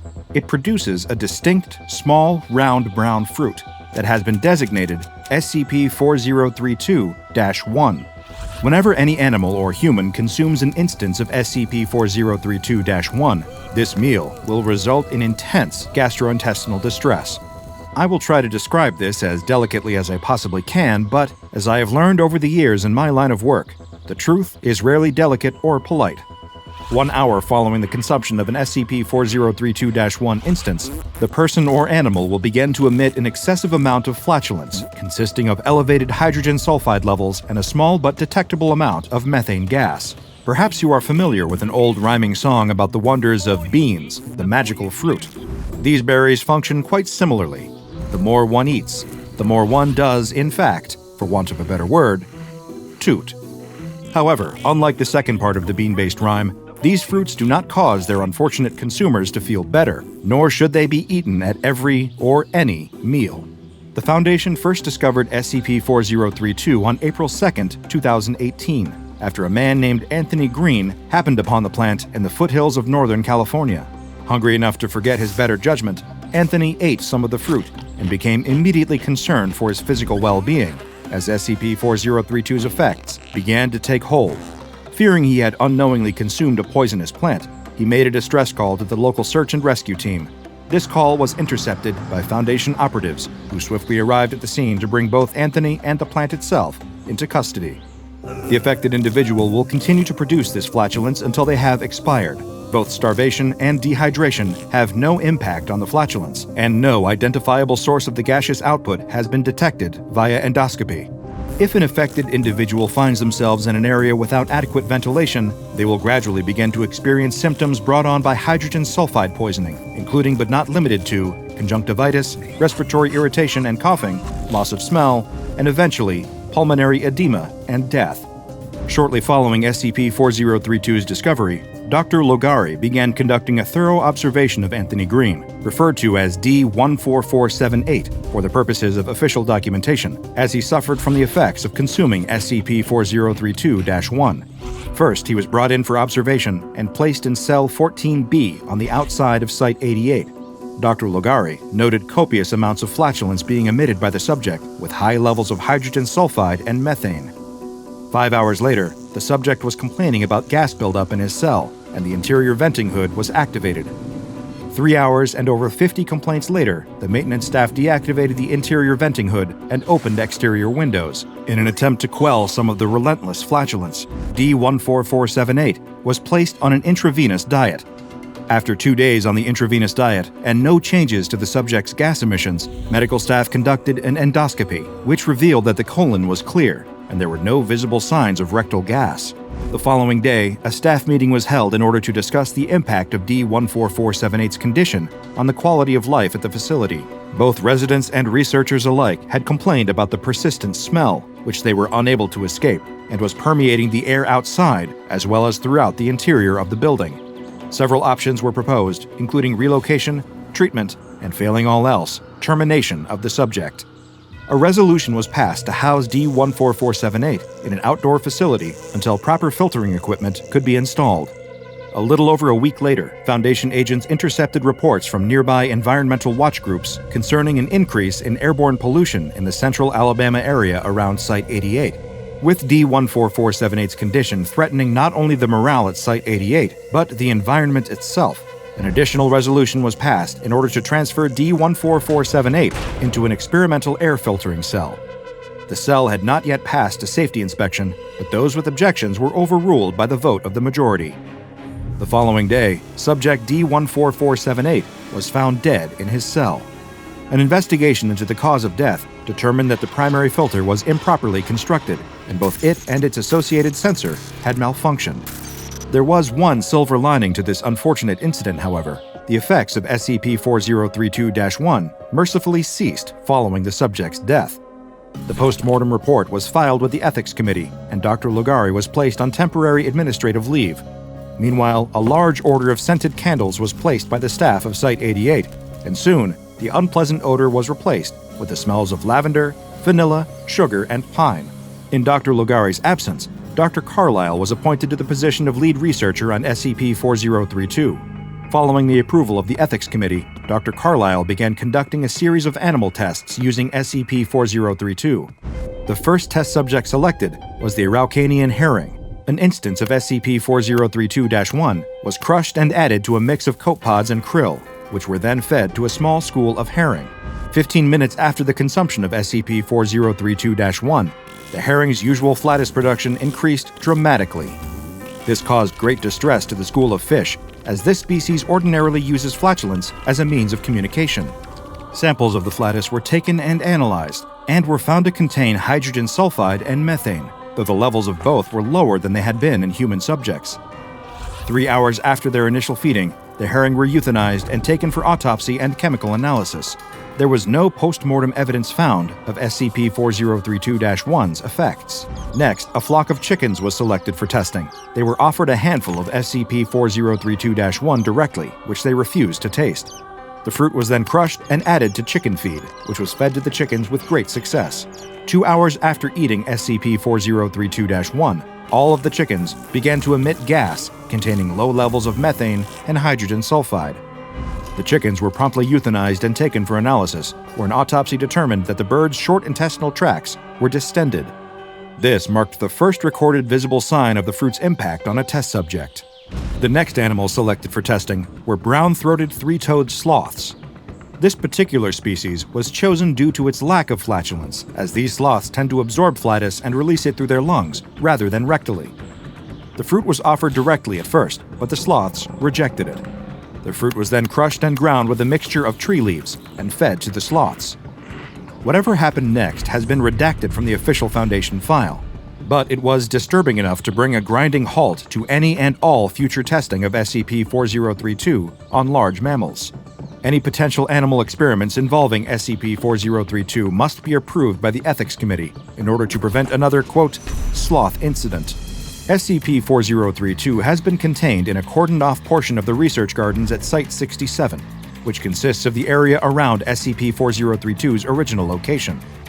This land was purchased by the Foundation, and a research facility disguised as a personal estate was constructed there. SCP-4032, along with several other anomalous plants, is kept in the garden portion of the site.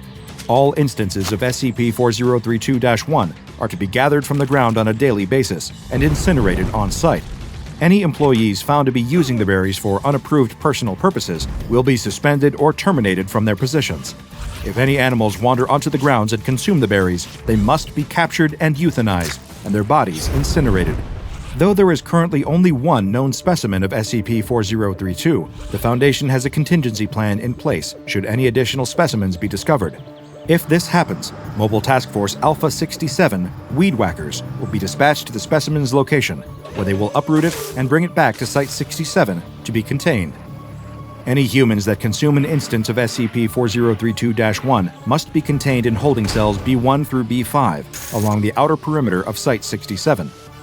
Each of these cells is equipped with 3 air filters containing Thiobacillus thioparus, chemolithoatrophic sulfur-oxidizing bacteria, embedded in a mixture of peat and polyurethane.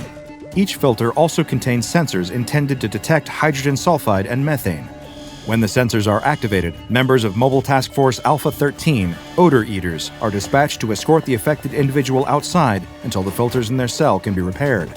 Currently, the Foundation does not believe there to be any additional specimens of SCP-4032 in the wild. However, there is no way to be certain of this, due to the plant's relatively unassuming appearance and the lack of any information on its origins.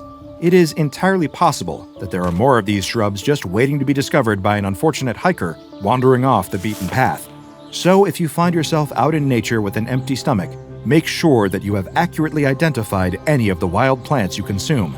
If you don't, you may be met with a fate that is silent but deadly. A young researcher is thrown against the wall so hard that his spine breaks. A man turned into a scarecrow. A woman unmoored from gravity. A man losing a vital component of his brain. All these poisoned prizes can be yours if you have your hands on a certain special object. The thief is confused, to say the least, at the sight before him. It isn't exactly what he has been expecting to find on his travel to the Forgotten Cave. The strange object is displayed on an altar, with a beam emanating from somewhere above, shining a bright column of moonlight onto it. This must be the treasure that he was sent here for. But what was this strange treasure? He's still aching all over from his long journey, many days and nights spent crossing the desert just to reach his destination. All around the cavern are precious stones and gold coins, jewelry and riches beyond the thief's wildest dreams, and it's all his for the taking, just as long as he fulfills his promise to the strange, decrepit old man he met at the entrance of the cave. The thief steps closer to the altar and examines the object the old man told him to recover. Upon hearing the word lamp, the thief had been picturing an ornate oil jug with a handle and spout, not this thing. The thief had never seen an object quite like it. It's a tall, thin neck that winds upwards from a flat, circular base. The top looks like the hem of a dress, but far smaller and made from green glass. It's a lamp, all right, but not as this thief would know it. He lifts it up to get a closer look and notices something, an empty space beneath the stained glass lampshade. It looks like there's a part missing. Nearby, he comes across another curiosity, a rounded, almost perfect sphere of glass with an elongated protrusion terminating in a metal connector. It seems like it would be the perfect fit for the vacant port on the lamp. So, figuring out how to affix the two, the thief attaches the light bulb to the lamp. To his surprise, the bulb begins to glow a light blue. Cautiously, he places it back down and backs away, uncertain about what is about to happen next. A sudden plume of blue smoke erupts from the lamp, and the thief ducks for cover, thinking the object has exploded. But there's no loud sound, no flames, and this prompts him to peek out from his hiding place to see a mysterious figure emerging from the cloud. It looks to be an older man, hovering above the ground, not legs, but a tail of the same smoke as the rest of his body. Now the thief recognizes what's going on. He's grown up with stories of creatures almost exactly like this one, and it fills him with a rush of excitement. It's a genie. He can remember as clear as day tales about genies. They are mystical wish-givers, imprisoned within lamps and then bound to the person who discovers them. Once it emerges from its slumber, a genie will then offer whoever freed it 3 wishes. Hey, you there. You gonna hide all night? Come on, kid, let's get this over with. What'll it be? The genie asks rather brashly. The thief approaches the smoky, translucent figure and immediately knows exactly what to do. He's already thought of exactly what to ask for, the wish that can free him from his life of stealing and poverty. "Genie, I wish for you to make me rich," he says. As soon as he's finished his sentence, the genie vanishes, leaving the thief confused. Surely he still had another 2 wishes. He's startled as the light bulb he had affixed to the lamp suddenly explodes, for real this time, with a spark and a shower of small glass shards. Before the thief can so much as call for the genie to return and demand that it explain itself, he feels a sickly churning in his stomach. Something is very, very wrong. After a few short moments of violent and painful sickness, the thief lays dead on the floor of the cavern. If one from a more advanced period of history were to examine him, they'd find the thief's body exposed to an extremely large overdose of vitamin C, enough to kill him. The genie had made him rich. It just goes to show the old warning to be careful what you wish for is always applicable, especially when you find yourself making a wish from SCP-4035.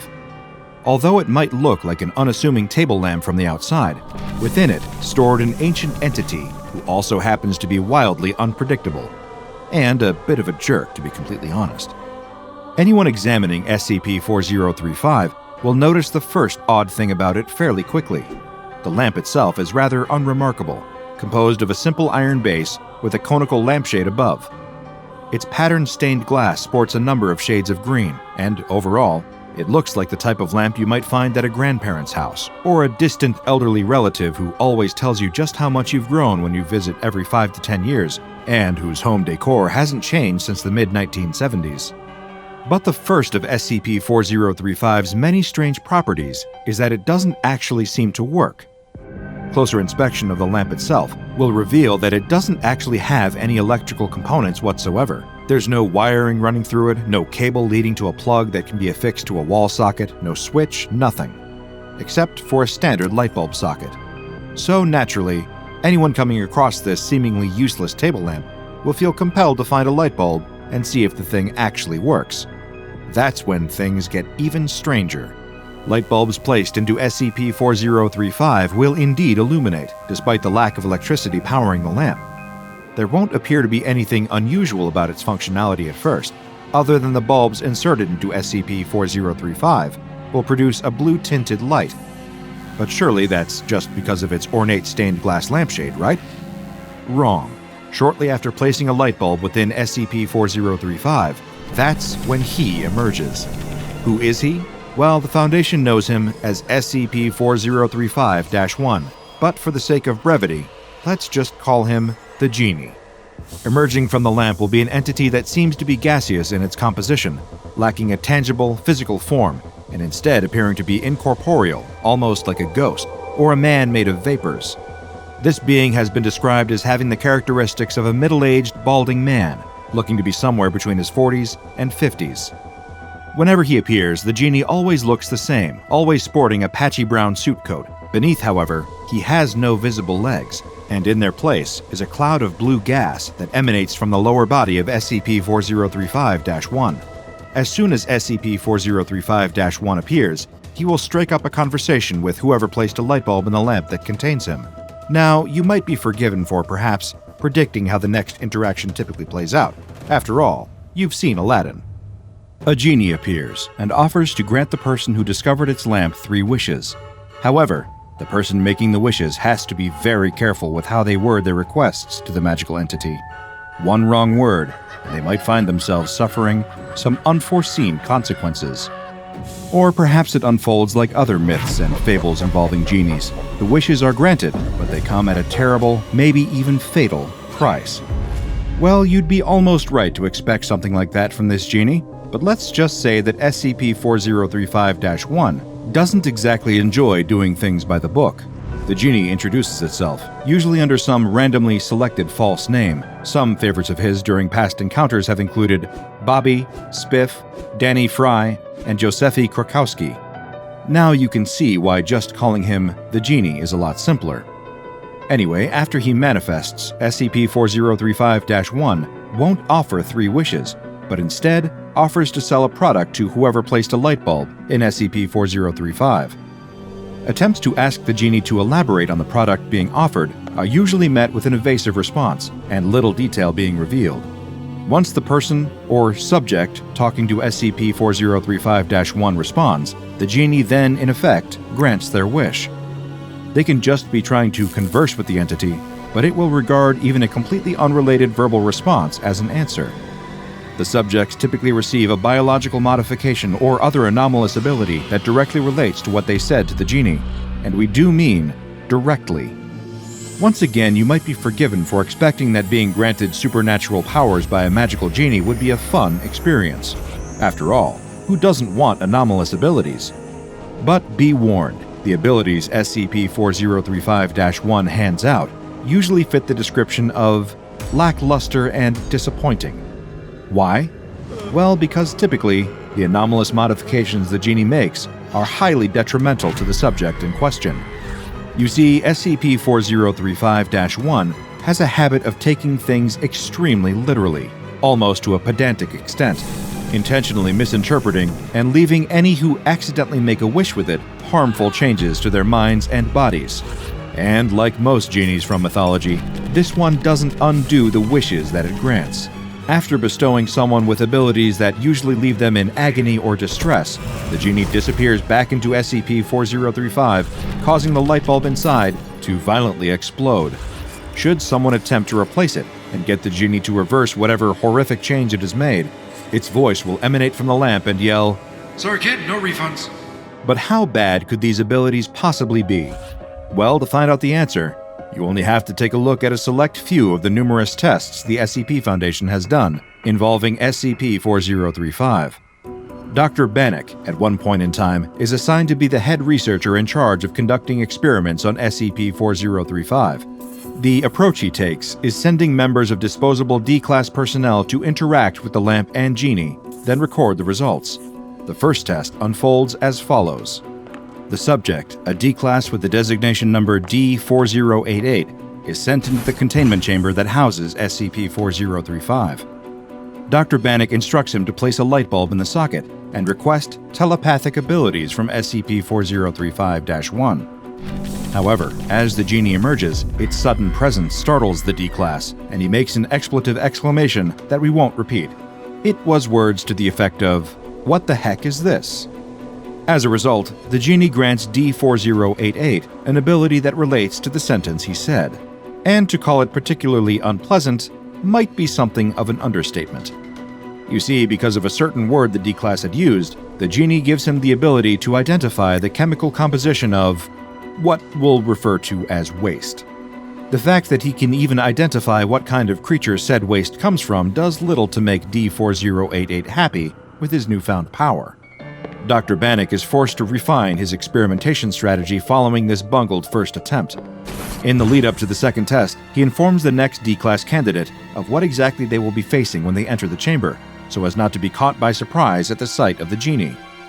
As a result, the second D-Class subject repeats the process of activating SCP-4035 and calmly repeats the request for telepathic abilities that he's been told to ask for. I'd like to be able to read minds. Unfortunately, his wording means things haven't exactly gone according to plan. Testing with this subject reveals he hasn't developed any telepathic abilities. Disappointed, Dr. Bannock has the subject released back into Foundation incarceration alongside his fellow D-Class prisoners. However, several weeks pass, and it soon becomes apparent what ability this inmate has been granted. He encounters another D-Class, one of many pulled from maximum security prisons around the globe. This particular inmate has a tattoo on his forehead of a few words in Chinese. However, to the former test subject, these phrases appear to have been translated to English and read, Cuban butter mustache. When he reveals the mistake made by his fellow inmate's tattoo artist, the subject is attacked and beaten up. He had, however, gained the ability to read minds. He can understand any form of writing on the forehead of a living being. A little time passes, and Dr. Bannock finds himself still struggling to get SCP-4035-1 to bestow any worthwhile abilities to test subjects. The genie just seems to take everything far too literally, interpreting every wish with no regard for normal speech and colloquialisms, even disregarding the safety of the person making the wish. Dr. Bannock conducts yet another test, sending a member of D-Class to speak with the genie and telling him to wish for muscle regeneration. The D-Class places the request with SCP-4035-1 seemingly without issue. However, then comes the next part, testing whether this new anomalous ability actually works the way Dr. Bannock intends. The subject of this latest experiment is intentionally injured. As this happens, his body appears to rapidly change. His muscular system swells up and multiplies, increasing from its original size. A successful test, right? Well, it would be, if the rapid muscle regeneration actually stopped. Before long, the D-Class test subject's muscle tissue is almost 250% bigger than its original size, making it much bigger than the rest of his body, too. The subject is clearly highly distressed, although fortunately, this doesn't continue for long.